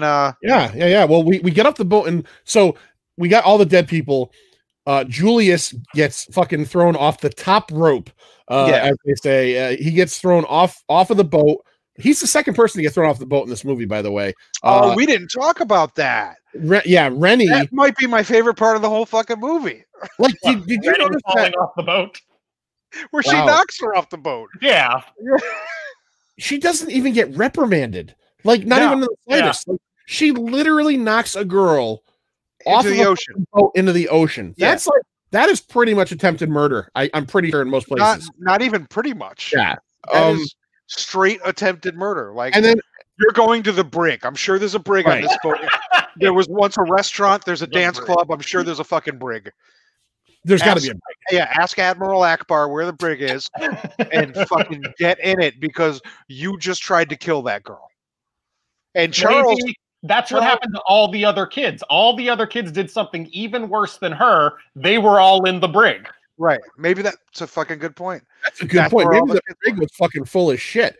maybe the brig was like where all these kids were. Like they all did stuff, and Charles just kept going, get away from Rennie. Get in the goddamn brig. Yeah. Or he made them walk the plank. It's possible too. Very possible. It's very possible. He's kind of a dick. Yeah. Yeah, he's a super dick. Yeah. So yeah, we get that scene. I want to point out possibly my favorite exchange, and I think I texted this to Larry earlier today. My favorite exchange in this entire movie is really bizarre. But so when they figure out Jason's on the boat and they decide to all group together to fight him off, they gather up all these weapons. Like they got an axe, they got a couple guns. There's like it's like muskets. They've got fucking like Civil War reloaders that take 4 minutes to reload. Pouring powder into it. Get that tamp down. You can, if you're good at one of those, you can get off 7 shots in about 4 hours. Yeah. So yeah, they get all these things together and all these kids, and you get the sense that all these kids all think that Julius is like the cool kid because he's the boxer, he's like the good looking kid and everything, and he's kind of like the leader of this group of kids. They get all the weapons together, and Wayne of the haircut, he says to him, he goes, Julius, which one are you gonna pick? Yeah. And Julius goes, nothing. And then a second later he goes, except this gun. Except this gun. It's the weirdest line of dialogue. Like you see him internally thinking that like I don't need nothing, and then he's like, but that I need something. Like I don't know that whole bit. It's just there's so much bizarre shit going on in this movie. Yeah. You guys also notice like the production budget on this is $5 million. Yep. But do you guys feel as well as I do that this one seems to look? I'm trying to figure out how to put this. This looks more like a USA, like not Up All Night, but like a made for USA movie than it does like a theatrical feature. It seems I think they had to pay $4.5 million to like the mayor of New York City. Like that's what I think. Seconds worth of shots. Yeah, and the rest of it went to everything else. Yeah, like the other 500,000. I'm not saying that any of them look like they're like super blockbusters, but like the cinematography look better. The films, this just looks really chintzy and cheap. Yeah, like, I can see that. Yeah, if this was like a Turkish Jason ripoff, yeah, kind of. So yeah, okay. So Julius gets tossed off the boat. We think he's dead. No, we don't. We know he's not dead. We didn't see him die. Right. Everybody gets in the lifeboat. Nervous Lloyd tells everybody another great line of dialogue. There was a restaurant. The boat is filling with water. They got to get off of it. Yep. Actually, you know what? That might be where the other students were. Is in the restaurant? Well, no. That they said something about where's everybody else, and the blonde lady, the teacher / mom, says they're in the restaurant, and that's when he says there is no restaurant anymore. So maybe the restaurant, like maybe there's a deleted scene where the restaurant exploded or something. Maybe they left the restaurant behind. They left it behind. They left it behind. Yeah, when they fucking okay, yeah. Maybe the restaurant detached from the rest of the ship and they left it. It's like the Enterprise. It's still floating right now, 30 years later. And these kids are eating and dancing. Fucking. It's like the Enterprise in Next Generation. The battle bridge comes off and the rest of it just can float away. Yep. That's the restaurant shot off of the Lazarus and it's just floating on the ocean. Yep. So yeah, so everybody's in the lifeboat now. Who's in the lifeboat? Julius, the blonde mom / teacher, Rennie, Charles, Rennie's dog, and Nervous Lloyd. Yeah. Okay. And Nervous Lloyd, I don't know if you guys picked this up either, but the scene where he's wearing the fucking life vest and trying to use the computer, it's up to here. He looks like a little kid. Real bad. It's so terrible. And like Julius looks cool in the life vest. Even Charles is like kind of like wearing it kind of nice. And Nervous Lloyd is like, I'm got a vest on. He's like in fucking and Tommy Boy when he's fucking when he's showing on the airplane fucking and he pulls the cord and it's just like he's a big dumb animal, isn't he, folks? Yeah. Like, oh my god. Yeah, Holly got this right. Principal Bela Lugosi, you're right. He almost looks like Martin Landau from Ed Wood. Oh, Eddie. So speaking of him, I don't think they were on the boat anymore. I think they're in Manhattan when she, for absolutely no reason, has the remembrance of him teaching her how to fucking swim. She's just looking at a puddle. And she's like, let me flash back to my past. She's not even looking at a puddle. She's looking at a burning puddle. A burning puddle. Yeah. A burning puddle. And she's like, oh, and she has this, which, okay, you know what? That's how my dad tried to teach me to swim. He threw me in the deep end of a fucking pool. You know, that's what assholes did, you know, back then. But again, timeline. So she gets thrown in, what, maybe 10 years ago? And there's a baby Jason in Crystal Lake 10 years ago? There definitely should not have been. Definitely should not have been. Yeah, you're right. She's a high school senior. She's 17 or 18. Yeah. Yeah. No, you already just to take the last movies into consideration, you've already told me that part 7 and part 6 were 10 years apart. So already this timeline is just all fucked up. How 10 years ago is she getting pulled under the lake by a baby Jason? Sorry, maybe I'm reading too much into this. Call me crazy. Call me crazy. I don't know. I'm just trying to piece this together as she's staring into the burning puddle and having her fucking vision of Charles throwing her into the fucking lake that he just finished telling her there's a dead kid in. Oh, there's a dead kid, and he's gonna get shot. He's gonna pull you down, you motherfucker. You better swim for it, you bitch. Like, all right. So maybe the dead kid that was pulling her down was also the dad. I'm really surprised, Stu, that you don't have a lot more fake Jason theories for this movie, because this movie is costed them all. This is just, I mean, the kid looks nothing like the original Jason. Yeah. You know, fast forward when Jason loses the mask, now he looks like a Muppet. I'm like, where'd John go? We've lost. John left. All right, we're carrying the show now. Talking about all the Jasons. No, okay, well, let's think about it. Jason from part 2 and Jason from part 3, definitely different. Definitely different people. 3 and 4 are the same Jason. I hit a button. All right, we're working this out now. Stu is explaining how many Jasons there has been. Baghead, and the original. Go ahead. Hold on. Let me knock myself out again while you do this. It looks like I hit a wrong button at the exact right time. No, go ahead. Yeah. Baghead and the original Hockey Mask are definitely different. Okay. Then Hockey Mask from 3 and 4, same guy. Okay. Definitely the same. I mean, I guess it could not be. It could be another body that just reanimated from that hospital and killed that guy. But let's assume same guy. Sure. Part 6, theoretically, that could just be any body.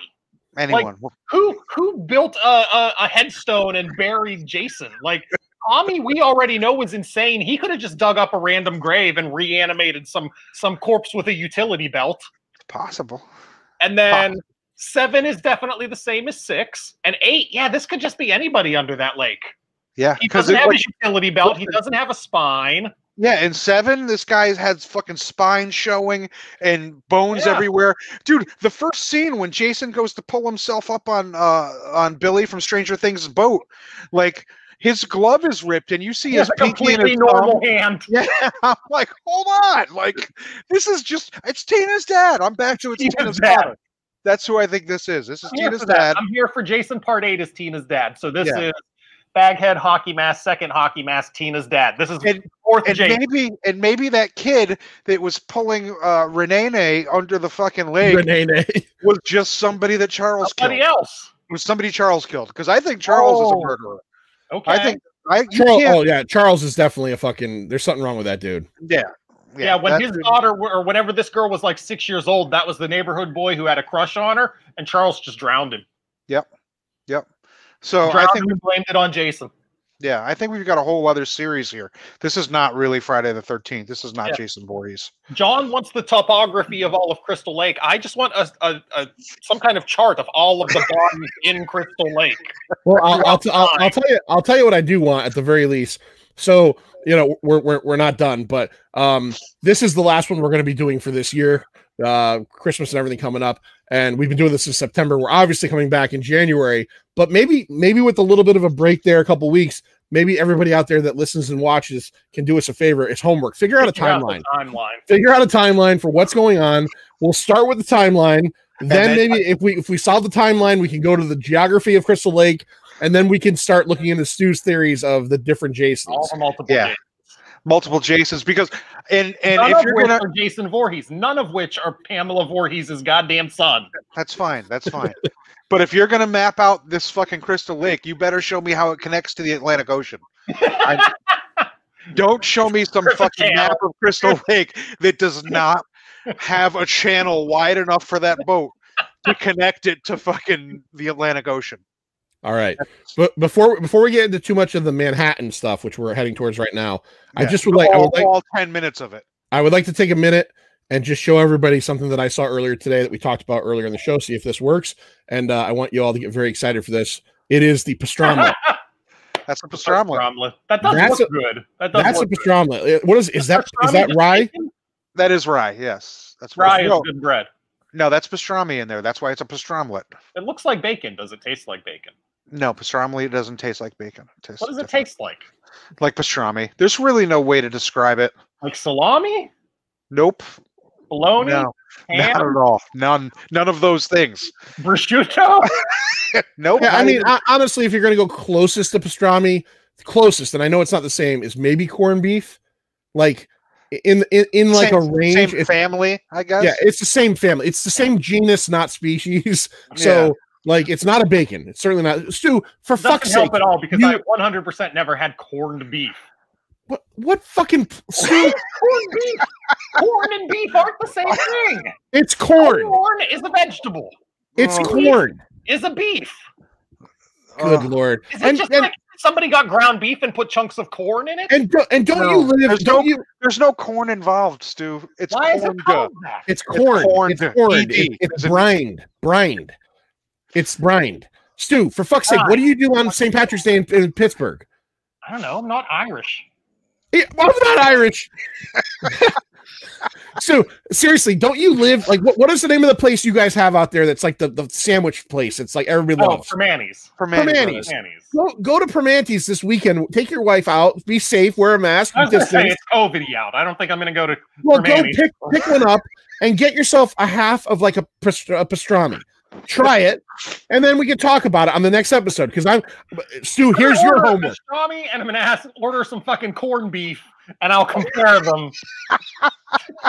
The fuck is corned beef? I hate this. Stu, in all seriousness, can I ask you a very serious question? Yes. And you've played ball with us all year long on the podcast and everything. For the next episode, can you eat some like a corn even try a corned beef sandwich and try a pastrami sandwich? I'll try. Just order them. Get yourself something you know you like. Order the sandwich on the side. If you hate it, you can just throw it to your cats. But you know what I mean? Like my mind is blown that you consider ho-hos fucking candy, and you're 40. You've never had pastrami. I mean, who eats pastrami? That sounds like something that people ate in the 1830s. They probably did like because I had a pastrami today with my sarsaparilla. Good God. Okay, well, I can't even. Yeah, there are some great kosher delis in the Woodbridge, Connecticut. Stu's in Pittsburgh, Pennsylvania. Yeah, he's in Pennsylvania.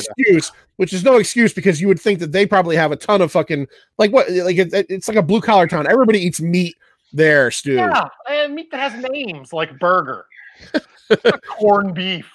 I can't. I'm literally just picturing ground beef that somebody just pushed corn into. It's like raisin bread to me in my brain. I don't know. It's not ground beef. Not corn. Is it not corn or is it not beef? It's a brisket. It's a whole brisket. It's a brisket that's brined. I know what a brisket is. Just call it that. Have you seriously? I want to get back to Friday the 13th, but I've got to ask. In your 40 years of life, at any point, I know mom and stepdad anywhere. Have you ever had like a St. Patrick's Day boiled dinner? Like boiled dinner? What, like an egg? Jesus Christ Almighty! So like corned beef, cabbage, potatoes. That sounds terrible. Good God! You boil beef? That's how a corned beef is cooked. Yes. That's terrible. That's terrible. Yes, I agree, Patrick. This is like the episode of It's Always Sunny where Charlie admits he's never eaten a pear. Yeah. Stu, the salt. I'm completely lost on boiling beef. The salt that they use to brine the brisket it's called corned because of the size of it. That's like there's The no gauge. corn. Size of corn? There's no corn involved, and they cure it in the salt, and then yes, when they cook it, it's boiled in water typically. That sounds gross. Okay, I don't want can't. to boil my beef. Stu, I'll look into it. I'll look into a pastrami for you. I thought that was old people food. Like, I thought pastrami was what they ate when they were doing the Oregon Trail. I don't know. I've never heard of anybody in my life eating pastrami.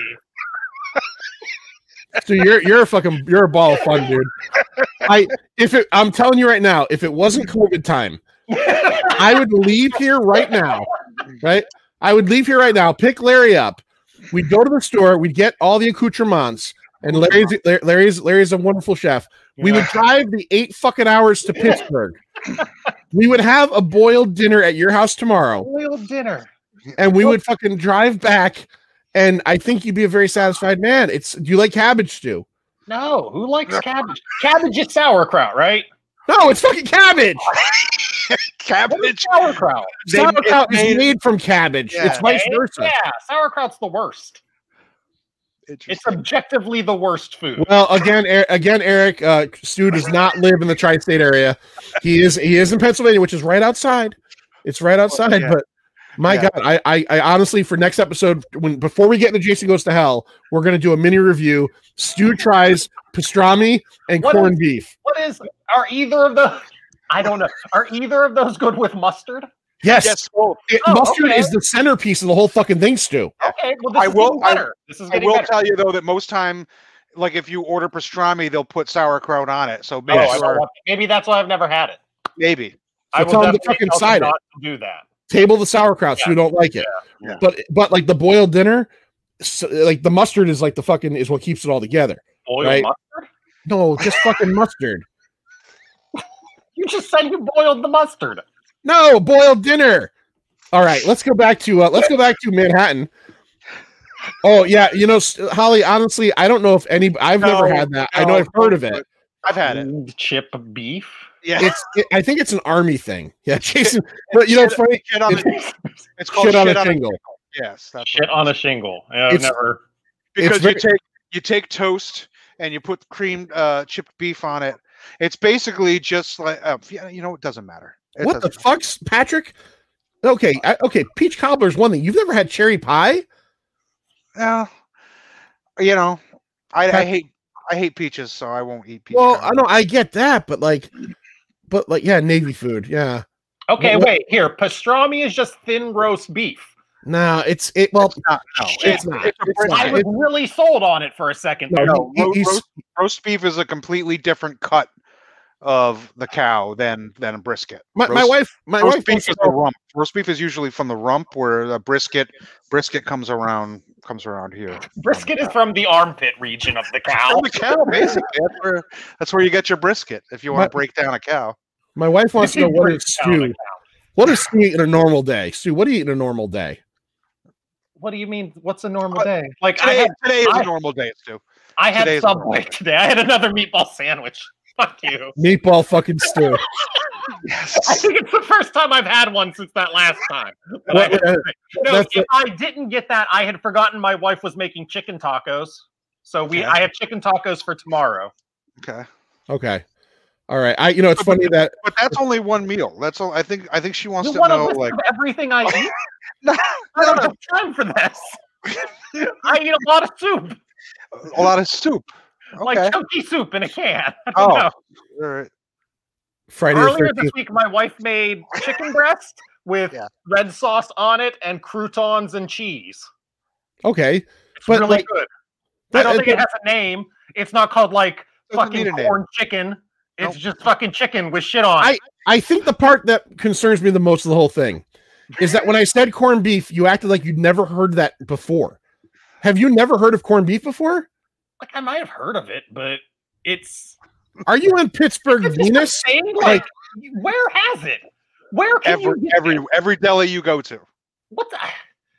Have you ever gone inside of a deli? In Walmart? What? Walmart doesn't have a deli, I wouldn't think. No, the deli. In Walmart. No, like a Jewish. Maybe they don't have them. Maybe they don't have Jewish delis. You have kosher delis out there. Maybe like in Squirrel Hill, but I don't live there. Well, we know it's funny that Chris had mentioned it earlier. Jason goes to Pittsburgh because I had put this down earlier. Jason takes Upper Mifflinton. Upper Mifflinton, Pennsylvania is the actual suburb that Stu lives in. If you didn't know that, if you want to send him a card, I can get you his address. Or send him some pastrami or corned beef. Yeah, that's okay. Weird. All right. Well, I'm honestly order from those services that just send you like big baskets full of meat and it's all steak and pork chop and chicken. They don't fucking send you pastrami. This is a good question from Reuben. Joe. Somebody said, "Yeah, Reuben, that has sauerkraut on it, right?" But you've heard of a Reuben. I've heard of it. It's the sauerkraut sandwich. It's a sandwich that either includes pastrami or corned beef. Right. Reuben is either pastrami. If you go somewhere and order a Reuben, they're gonna. Most restaurants are gonna ask you corned beef or pastrami. If you don't want a Reuben, if you don't like corned beef, you can get a Rachel, which is coleslaw instead of sauerkraut. Yeah. So do you like coleslaw? No, that's just cold sauerkraut. No, it's called cabbage. It's called So Jason ends up in Manhattan. Ends up in Manhattan. Yep. And so he ends up in Manhattan, and he gets in a boxing match. So yeah. All right, let's go there. Yeah, let's go everywhere. So immediately when they arrive in Manhattan, Jason follows them, gets right up. Yeah. The first thing that happens is they get accosted by the two punks we saw earlier in the movie at the beginning. Yeah, the guys from Color Me Bad. I would describe them as Perry Farrell from Jane's Addiction. Okay, good. And then the other guy is Lou Cubic Zirconia Phillips. He's not Lou Diamond Phillips. Yeah. They kidnap Remy. Yeah. Or Rennie. Hold on. No junkie ever gives away their heroin. Well, what I was gonna say was I don't know if it was heroin or the shit from Reanimator because it was really like glowy. Yeah, it was a bad heroin. If that was heroin, it was very bad heroin. But yeah, junkies are. Oh Jesus, Patrick. Junkies aren't sharing. I don't think the junkie would really be upset if she didn't enjoy it because that was his whole thing, right? He's like, hey, I'm going to inject you with this and you'll enjoy it. Like, why would a rapist give a shit if the girl enjoys it? Like, yeah. So he doesn't care about that, and he's not going to share a heart of gold. Yeah, he is. He's the rapist with the heart of gold. Boxing match is better. The Thriller in Manila. Yes. Yeah. Jason does rope and dope the hell out of that guy. He just lets him tire himself out. So you would think of a boxer would realize maybe throwing 60 to 70 punches at a mask designed to stop hockey pucks. It's not ideal. Isn't a great idea. I like that he went to the body. He does do some body work. He was working on the body a little bit, but I mean, maybe, I don't know, try to get that mask off and then land your punches. Larry, I concur. Yeah. As I watched this, I thought, okay, so Julius is supposed to be undefeated in the underground boat boxing league. Fight Never club. lost in the fight club. What a body. And he obviously has some boxing training. Got to give him props. And to this point, 8 movies in, he lasts the longest with Jason and does, I guess you could say, the most damage. But at what point do you think he does more than the sheriff from Part 6 that has Jason down on the ground with the rock? No, okay, that guy does a good job. And they both get killed in really, really hard fashion. But yeah, you would think like if Mickey was in his corner, he would tell him to stop fucking throwing the headshots at a guy wearing a mask designed to stop 100-mile-an-hour pucks. Yeah. He spends the whole time. Now, a little tidbit I watched the making of. Kane Hodder says that in that scene he actually did some bits with the kid who played Julius and then actual boxer. He said the actual boxer for the wide shots knows how to pull punches. He's a boxer. He said when he actually went against the other kid, he said the kid actually was hitting him pretty hard. And they interviewed the kid, who, by the way, I got to say, is one of these people that looks like he hasn't aged a day. They interview him now, and he looked great. And he's like, yeah, when you see me hold my hands up at the end and there's blood, he goes, a lot of that was my blood. He goes, because I was actually pounding him. So in a hockey mask. Yeah. How would Mike Tyson critique the fight? No. I'm not going there. He's a killer rock. Mike might find us if we make fun of Mike. So yeah, no, I don't make fun of Mike. Yeah, the scene should have been scored to Gonna Fly Now. But yeah, he gets Jason. Jason gets. They're on the roof. They do. He gets Jason. Kane Hodder says I think there were 66 punches that he takes in that scene, and he does. He's machine gunning him. Goes to the body, but then of course he gets tired and he's punchy, and he says, "Take your best shot." And Jason's best shot is what, Stu? What does he do? Just one punches his head clean off down an alley into a garbage can, and then the lid triumphantly closes. Yep. Then we learn afterwards that Jason must go into the garbage can because he places it inside the cop car. Yeah. And he puts it in the incredibly Irish cop's car. What was up with that? Oh, yeah. Not only was that cop, you're gonna get killed. It's time to be walking around the streets here. Let's go back to my house for some corned beef and cabbage. What are you doing, boyo? What are you doing with me Lucky Charms? Oh, this is the roughest precinct in all of Dublin. I mean Manhattan. I mean Vancouver. I mean Upper Mifflington. Fucking guy. And he's very much in that scene. He's very much like the cops in Halloween 2 that Loomis is ordering around. Do you notice that Charles is ordering the cop around? He's like, over there. Yeah. I do want to bring up a death scene that we don't even see. Does anybody besides me think that the woman who played the teacher / mother didn't show up for her death scene day? Because she's just, the car burns up, but we never see her die. She's just gone all of a sudden. It's almost like the actress. And nobody is sad. Nobody's like, oh no, Mrs. What's your name? For a second, you think Rennie is sad because she stares at the car. But that's the only reason she's concerned is because she's having her flashback at that moment. Mm-hmm. But yeah, I got the feeling the actress didn't show up that day, and they're like, well, Jason was going to rip her head off and then take a shit down her throat. And they're like, yeah, she's not here. And they're like, just pretend she burns in the car. Yeah. Nobody's going to give an actual. She doesn't know how seatbelts work. She couldn't free herself. Yeah. Yeah. So now we're down. Julius is dead. We've got Charles. We have Nervous Lloyd, and we have Rennie left over. Charles finally catches his demise because he gets dunked into what is made to make you believe New York has a million of laying around. Like this is waste dumpsters. They're just everywhere. Toxic waste barrel. Yeah. This is the New York City of TMNT, like the original movie, where there's just everywhere, barrels of ooze everywhere. Yep. And Charles' sister, Charles gets dumped into it head first. Yeah. I was hoping, I don't know if there was a deleted scene. I didn't see this. I was hoping for something a little better, like, maybe he comes out and he's all melted. We got none of that. I was hoping he would come out like fucking Melvin in the Toxic Avenger, and they could just square off. Have a fight. Jason versus Toxie. Like I'm sold. Like fuck Freddy versus Jason. You give me Toxie versus Jason. Yeah. That's the one I'm fucking. Freddy versus Mop. Yeah, I'm in there. I'm in there for that.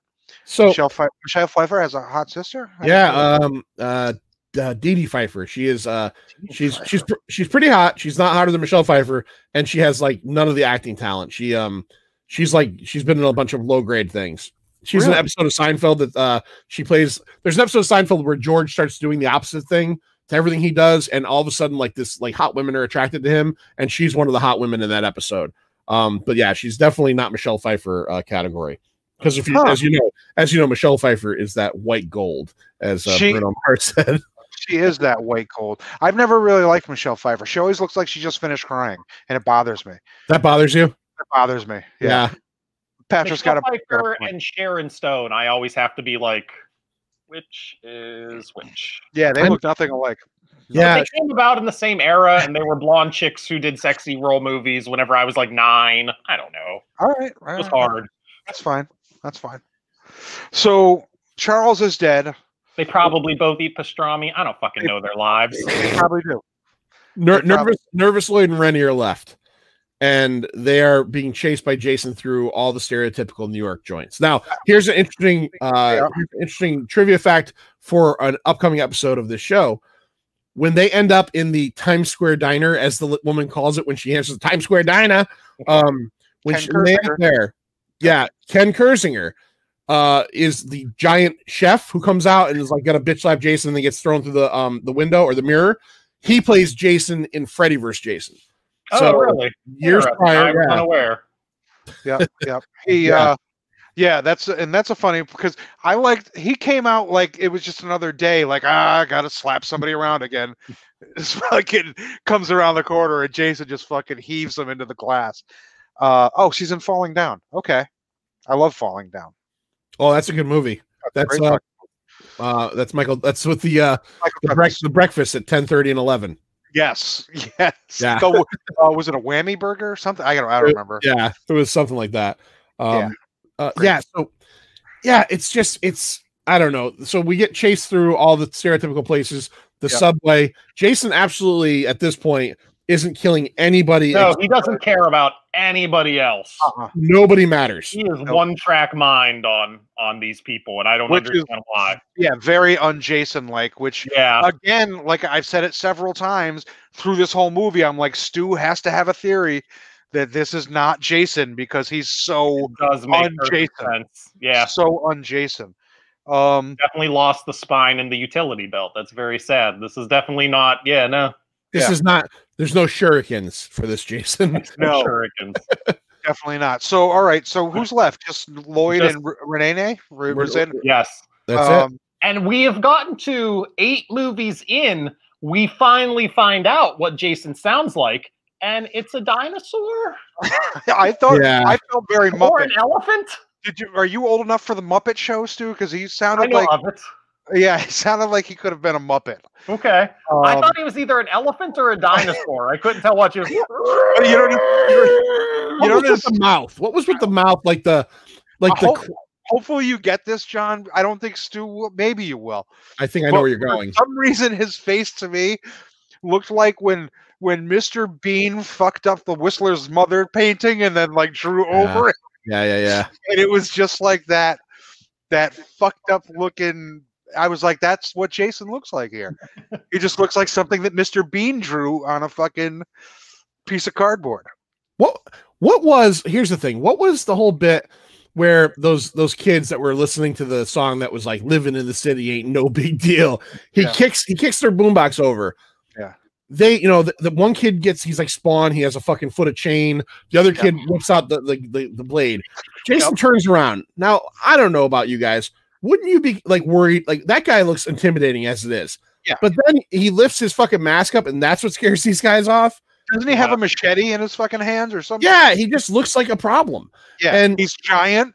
He looks like he's rotting. He's all wet for some reason. Wearing a hockey. I have a whole lot of reasons why I would not fucking be like, hey. I thought about something in this movie with the fact that you said Jason's wet. He has spent now 2 movies in between movies underwater for what we're being told in the timeline is probably 70 years at a time. Yeah. What does this motherfucker smell like, do you think? Oh, come on. He has got to smell like a bag of fucking shit. Yeah. And like a hot bag of shit. Like Bigfoot's dick. Yeah. Like, he's got to smell like, as they said in Anchorman, Indian food in a diaper. Yeah. Right? Yeah. It's just like I keep thinking like how does like the scene where Stu said he was in the room and he puts his head out, that girl in the other room would have smelled him fucking 4 doors down. Yeah. He's got to be. I mean, musty is an understatement. Yeah, like it's got to be the worst thing you could possibly imagine. It's like almost as bad as sauerkraut. That's what he smells like.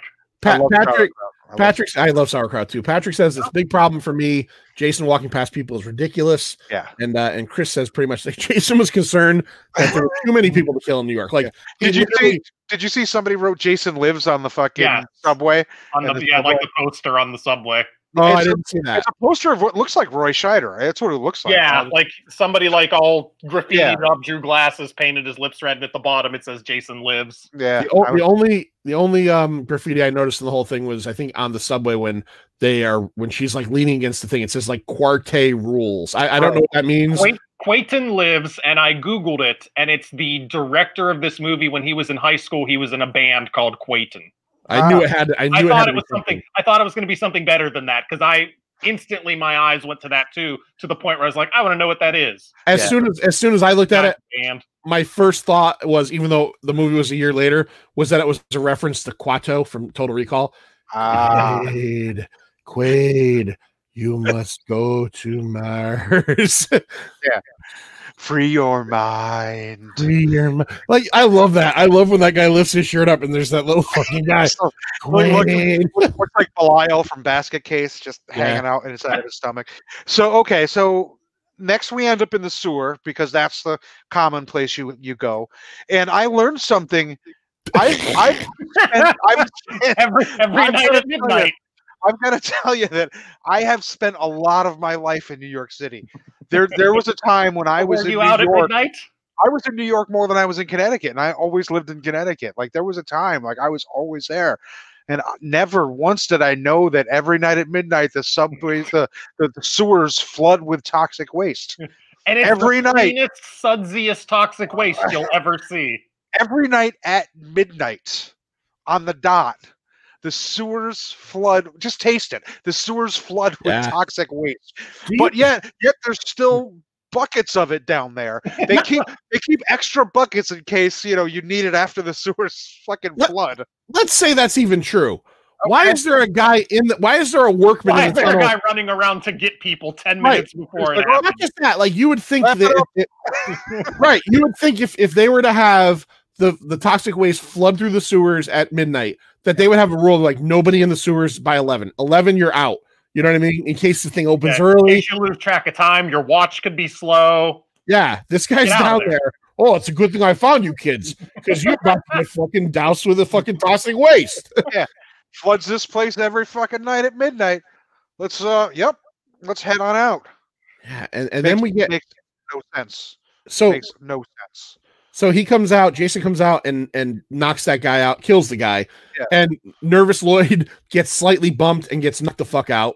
Yeah. He's just this guy is the worst, Nervous Lloyd, by the way. OSHA rules.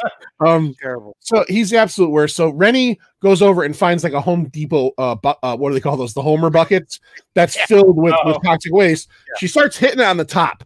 I don't know if she's activating the waste, hits on the top. She gets the top lid off. It's like she's loading her boot like the Iron Sheik. Right. She fucking lifts this fucking thing up and then gives Jason a fucking hot face full of fucking toxic waste, right? Yeah. Mm-hmm. And that's when we hear, oh, he starts to do his Wolfman thing. Meep, meep, meep, meep. He starts to malfunction. So he's fucking danger. That's not even the part, though, that I find, like, the roar isn't even the weirdest part. Okay. So he gets the face full of it. The floodgates open up, starts coming. He sees it and he gets scared because he has that. You hear him, the flashback, "Mommy, save me," because we know Jason's afraid of the water. Rennie and Nervous Lloyd get up the fucking ladder, and they can't get through to the manhole cover or whatever it is. So Jason's trying to get them. He sees the water coming at him, and then he barfs out like 5 gallons of water. Yeah. What the fuck was that? Before the water even hits him, he's leaking. He just all of a sudden he just projectile vomits fucking ocean water. Yeah. Like the shape of his mouth. I can't even describe it. What's funny is, and we talked about this a little bit, is like in part 7 when he lost the mask, he was fierce looking. Yes. He looked like a scary ass monster. Here he just looks like an idiot. Well, he's been under a pallet for a couple more years at least. He's been slowly deteriorating. So he gets hit with the toxic waste. Long story short, the kids live. He reverts back to normal, like 10-year-old Jason, right? Yeah. Now, in the making of documentary, it reversed. He becomes a normal kid. It reverses it, and this is because the director said that the studio said you could end this. Like, the director knew they weren't going to end it. If they wanted to make another one, they could, but they were good enough at this point to say this could be the ending of Jason right here and now. Now, in the delete, now I wish this was in there. In the making of, there is a deleted scene that is, it's not finished, so it's not an actual scene. It's the fucking worst thing ever. The initial effect was going to be Jason, when he gets hit with the toxic waste, opens his mouth up, and little mutant-looking Jason with the slime and the eyeballs and everything crawls out of the mouth, and then apparently comes out and then hits the ground and then grows and becomes normal as it gets bigger. That was the plan they had. The only thing they actually filmed was the kid, the actor, coming out of the giant Jason head, which was supposed to be a small So you got to think of scale. The mouth opens up and the kid's pulling himself out like he's birthing himself. I don't know if I want this in there or not, because it could almost like really cap this thing off like perfectly. It was what, Larry, you got the DVD set. Watch the making of. It's like 20 minutes long, and that scene is fucking terrible. It's fucking awful. Here's what it boils down to: would it make this movie any worse? It was shitty. It was shitty. Yeah, I don't know. I'm gonna have to check that out and make my own kind of assumption about it, because I don't know if that would make it worse or better. I don't know. I'm still struggling. I'm still struggling with the sewers of New York City flooding with toxic waste at midnight, and then I'm struggling with toxic waste just turning Jason into a child. I didn't know that. I thought there would maybe be some burns or something. Like, I didn't think it would just revert you to a young age. I mean, I think it's weird too that I think they're trying to get us to get on board with the fact that like Jason's been redeemed now. You know what I mean? Like he gets to rest in peace. Like, you know, I think it's like he's now resting in peace finally. But it's like this motherfucker has murdered so many. Like, do we want that for him? I don't want that for him. I want him to fucking melt away into a pile of shit. You know what I mean? So if that's what they're telling us, why do you leave? You're going to leave a little kid down there? Yeah, that's what I mean. Like, I'm not sure little kid Jason is dead. Like, he's dead. I think he's dead. You think he's dead? I thought he was breathing. Looked to me like he was breathing. I've got about 2 or 3 minutes until it happens. He just killed the subway worker, so I'll let you know. But I thought he was breathing. Was that fake Harry Dean Stanton? Is that who? Dude, the second he showed up, I went, "Is this Harry? Like, is this Jerry Dean Stanton?" Yeah. The second I saw that, I'm like, "Oh God." Jerry Bean Banton. Jerry Bean Banton. Yeah. Yeah. So yeah, let me know, because I thought he was breathing. I thought he was alive. Like when I saw it, I was just leave him there. Yeah. Yeah. All right. Well, that pretty much caps this movie off. Although I have to say one thing about it before we actually end this movie is that they had the brains and the brawn to end this movie on that same fucking song. Like, what was like this? Is this song like the theme? Like, they paid good money for that song. 2 movies ago we had fucking Alice Cooper, and now we got this shit. But yeah. Like I said, like it's just an awful, like, not even good enough to be in Best of the Best Part 3. That song, like, I like Best of the Best 1. I do. I have to admit, I do like that movie. It's hard for me to get past Eric Roberts in anything, dude. That scene at the end of Best of the Best 1, though, where after they like beat the living fuck out of each other, they have that whole emotional scene where they're talking, handing the medals over. Wait. As the official historian of all Jason theories, I want to know what Chris means whenever he says he doesn't think all the child stuff is literal. Oh, is Chris saying that we're not supposed to think that they see him turn to a kid? Because they absolutely see him turn to a kid.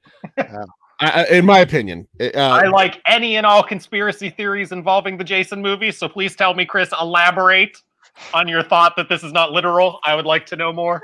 Patrick, who has never had cherry pie, has another hot take.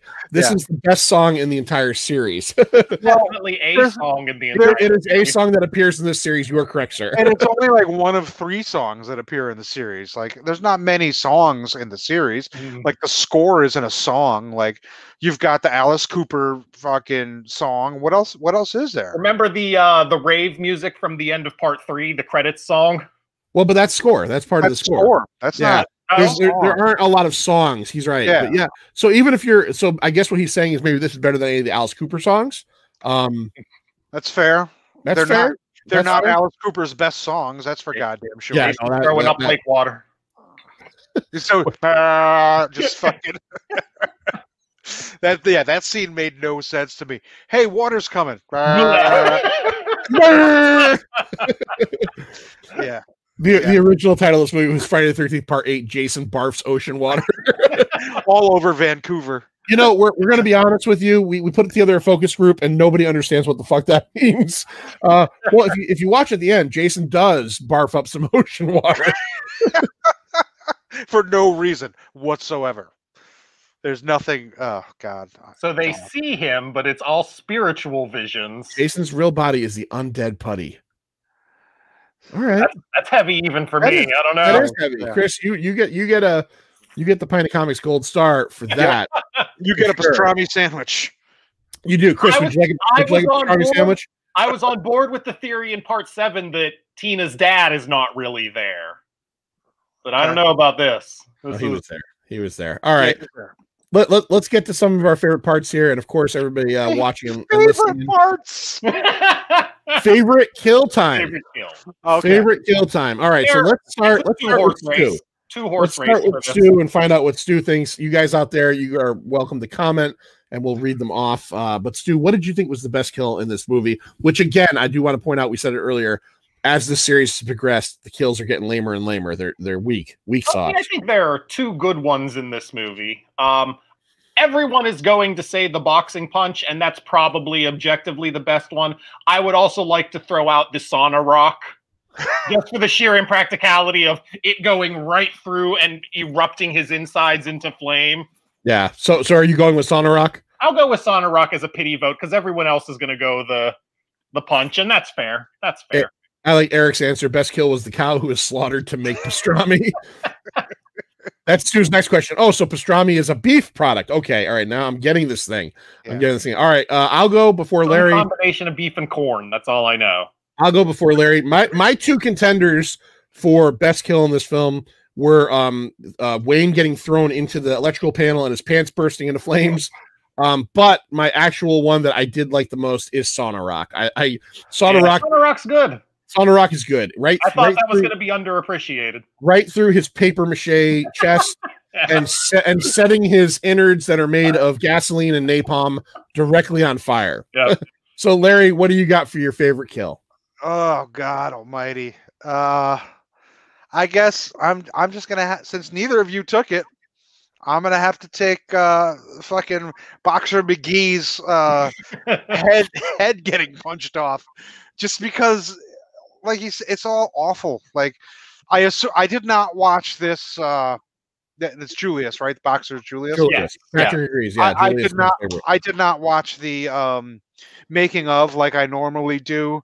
But I'm assuming that once again the MPAA made him take out a whole bunch of gore. Because there's none. Like, and I know the mid to late 80s they were bad on cutting out gore from horror movies. They would always hit it with an X and say you got to remove this. So I'm assuming that it was better. The kills were better at some point. Like you even mentioned one like the shards of glass like would have been better. Yeah, way better. But so if I got to pick one, I mean it's got to be Julius's head. The loss of. Patrick goes with Julius as well. Chris, I enjoyed. Like he puts that. I enjoyed Charles being drowned in toxic waste. Sure, I think we all did because he totally deserved it. What a cocksucker that guy was. Yeah, he was an asshole. All right, so that was our favorite kill.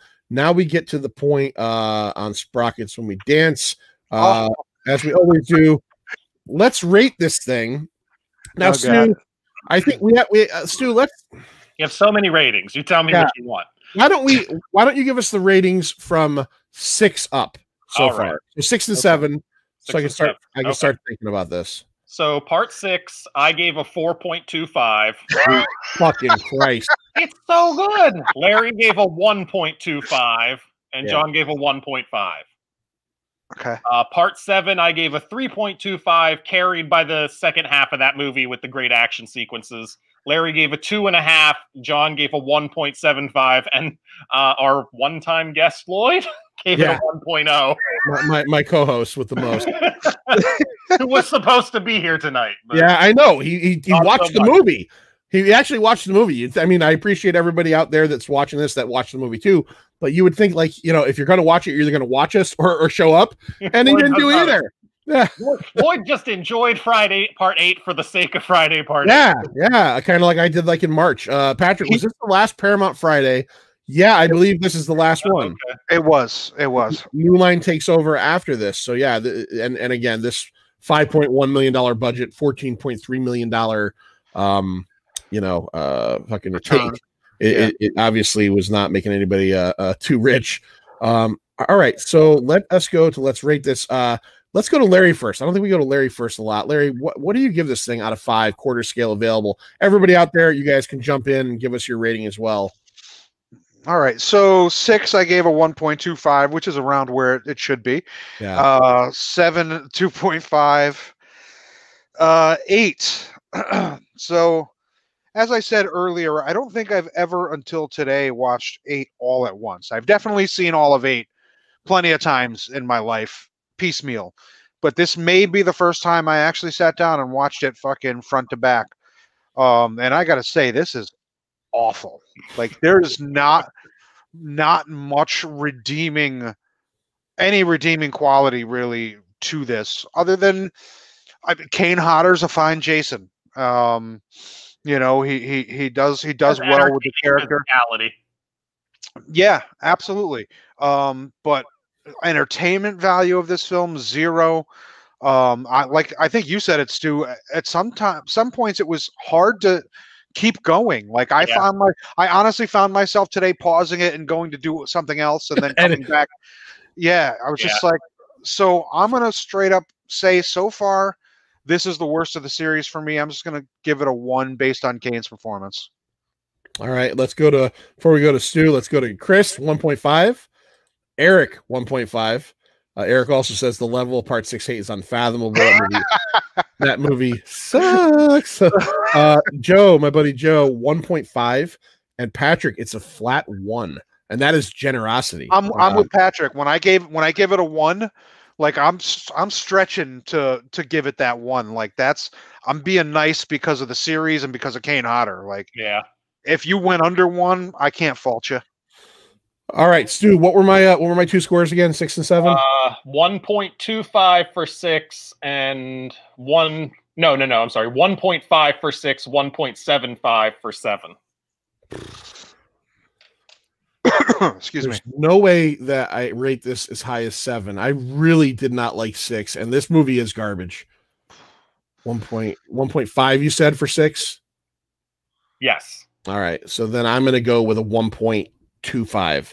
This is worse than 6, but it might strangely be, to me, a little bit more, like there might be bits in it that I find more entertaining. 6 just, to me, just fell flat. It was very flat. Like there was something about it that, like, I just generally didn't give a shit about any of it. And this one here has enough, I hate to say it, but like, you know, it's so bad it could be fun parts, but it's still a fucking shit fucking movie. Like I again, unless I'm invited to come on someone's podcast and talk about this in 5 years or something along those lines, I can't picture ever going, I'm going to toss this in again. Or, you know, unless I decide I got to have a marathon of these and I'm a stickler for the rules, it's over, Johnny. So yeah, that is that is it, 1.25. So let's go to Stu. I have a feeling I'm going to make a vote. I think Stu is going to be our first under 1 vote. Okay. I think he might go with, I think he's going below because he really doesn't like this one. Stu, what do you got? No, I gave 5. I gave Jason Part 5 like a 1.5, and I think this is better than that. Fuck I think you. That's Part 5's the worst one. Oh my lord! What did I give it? 4.5. What did I give that? 4.5. 5. Hold on. You loved 5. 5. You gave a 4.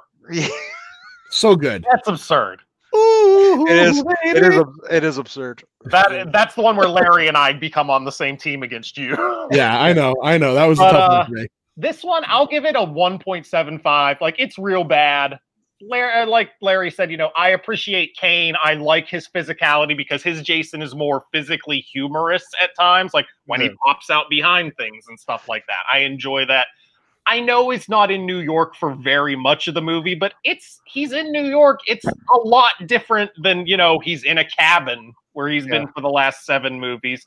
And even the boat stuff, I appreciate the claustrophobia of it all, because in Camp Crystal Lake, why don't they just run the fuck away from Jason? Just go out to civilization and run away. Like, on the boat, you get it. They're stuck with him. Right. But boy, like, technically, this movie's real badly made. So even the stuff that isn't bad about it is really hard to enjoy. And like I said, for the first time in these 8 movies, I was watching this one and I was just like, watching, play on my phone.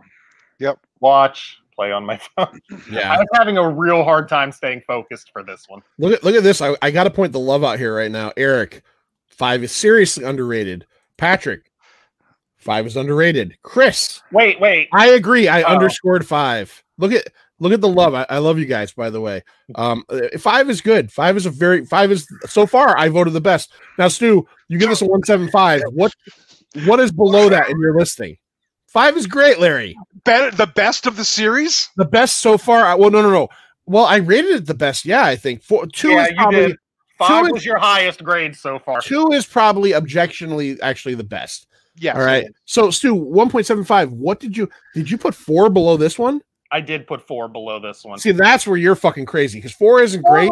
4 was edited so poorly; it kept taking me out of the movie. Like this one was edited so poorly. No, I don't know. They're both real bad. They're both real bad. I didn't like 4 at all. They're both really bad. 4, 5, and 8 are the only ones out of the first 8 that I genuinely don't like. Like all the other ones, I very much like and will rewatch over and over to some degree. But 4, 5, and 8 to me are like the. Patrick, I think this is directed to you, Stu. Whoa. No, that's directed to you. Oh, I like the next thing he says. That's clearly directed to you for saying fucking 5 is bad. All right, Patrick. All right. John Roy fanboy. All right. So that is part 8. We're capping the year off. Thank you guys for always checking this out. I am very excited for Larry to see part 9. Yeah, if you haven't heard or understood what Larry was saying earlier, Larry, the master of macabre, the dean of the doomed, has never seen Jason Goes to Hell. So his first watch is going to be the first episode we do in 2021, which will be in January at some point. As always, I want to point out before everybody goes, please, yet again, go to your computer, type in swoproductions.com. You know what you could do too, which would be awesome if you're not already, go to Facebook and go find Stu's SWO Productions discussion page. I have a page and a group. The page is nothing happens on the page. Go to the discussion group. Go to the group. A lot of fun stuff pops up there. You could determine whether you have and Patrick's never seen it either, so he's looking forward to it too. Oh, he's not. No, he's not looking forward to it. Me neither. So do that. Go to SWO Productions. Go to the Facebook page, to the group. Join it, and you can talk to us there. Go to Pint Comics as well while you're there. Go on iTunes if you want to give us a review, and then of course you got to go to Horror News Network. And I'm assuming pretty soon, next couple weeks, Larry's awesome list of best of 2021 horror movies will be out pretty soon. That's an awesome article. And let's not fast forward here. Best of 2020. 2020. Let's do that's that 2020. Yeah, that's the 2020. Get that out of the way first. One of the great things about that article every year is that it gives you ideas to check out some films you might not have heard of. And then go over to ConnecticutCultClassics.com and just find all the good Larry stuff there. You can see all of Larry's good stuff, his podcast appearances. What else do I have here? Oh, you know what? Check out the latest Pint. In the last week, I put 3 episodes out. So there are 3 episodes of the Pint out there right now. Episode was real short. Yeah, and that was not even planned. I felt like I got screwed on that one. Yeah, you got 3 earlier in the week. So you got 3 in a week. So last week we did our Trash Tolerable or Treasure about Jaws 3D. If you haven't heard that yet, and then earlier this week we did the game Pick Your Poison with Larry and Laura and Nervous Lloyd, and we had a good time with that. And then the newest episode is just a quick one where us and the guys from Forgotten Entertainment talk about the future of movie theaters. Do we think that they're going to last or not? And it's 40 minutes long. It wasn't even supposed to be a podcast. We were talking on Zoom about something else and said, hey, let's just talk about this and record it. So so please go and check out the latest Pint. And come back next year.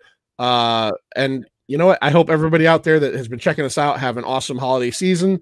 Christmas, Kwanzaa, Hanukkah, whatever you do. I say happy holidays a lot of times because I don't think it's a the stupid fucking Trumpy type thing. I think it's just respectful to say that because you can't always on Christmas. Yeah, you can't always expect everybody to be celebrating Christmas. So Merry Christmas, Happy Hanukkah, Happy New Year, happy all that stuff. And thank you for coming back all the time. And you know what, Eric, you'll at the very least you'll probably be able to see me because I live local. So I can't wait to get to Larry's next show. Larry, is your next show at this point when it does when this all happens? Is it still planned to be Cronenberg night, or are you like I'm going to jettison that? No, I'm going to do it. I have to do it. I got to do it. Fucking yeah. People wanted to see that. I've wanted to show Cronenberg for a long time. Yeah, we missed a lot this year. I had a lot of good shows planned. Hopefully I'll just be able to roll that same plan out next year. We'll see. But yeah, the first one we do will be Scanners and the Fly. That'll be the first one. All right. I can't wait. I miss everything. I miss seeing people. I miss the whole thing. It's been a shit year. So for us guys, check us all out. Thank you guys, Chris. Happy holidays, and we will see you next year when we talk about Jason Goes to Hell, and we'll follow him as well. Yeah. See ya.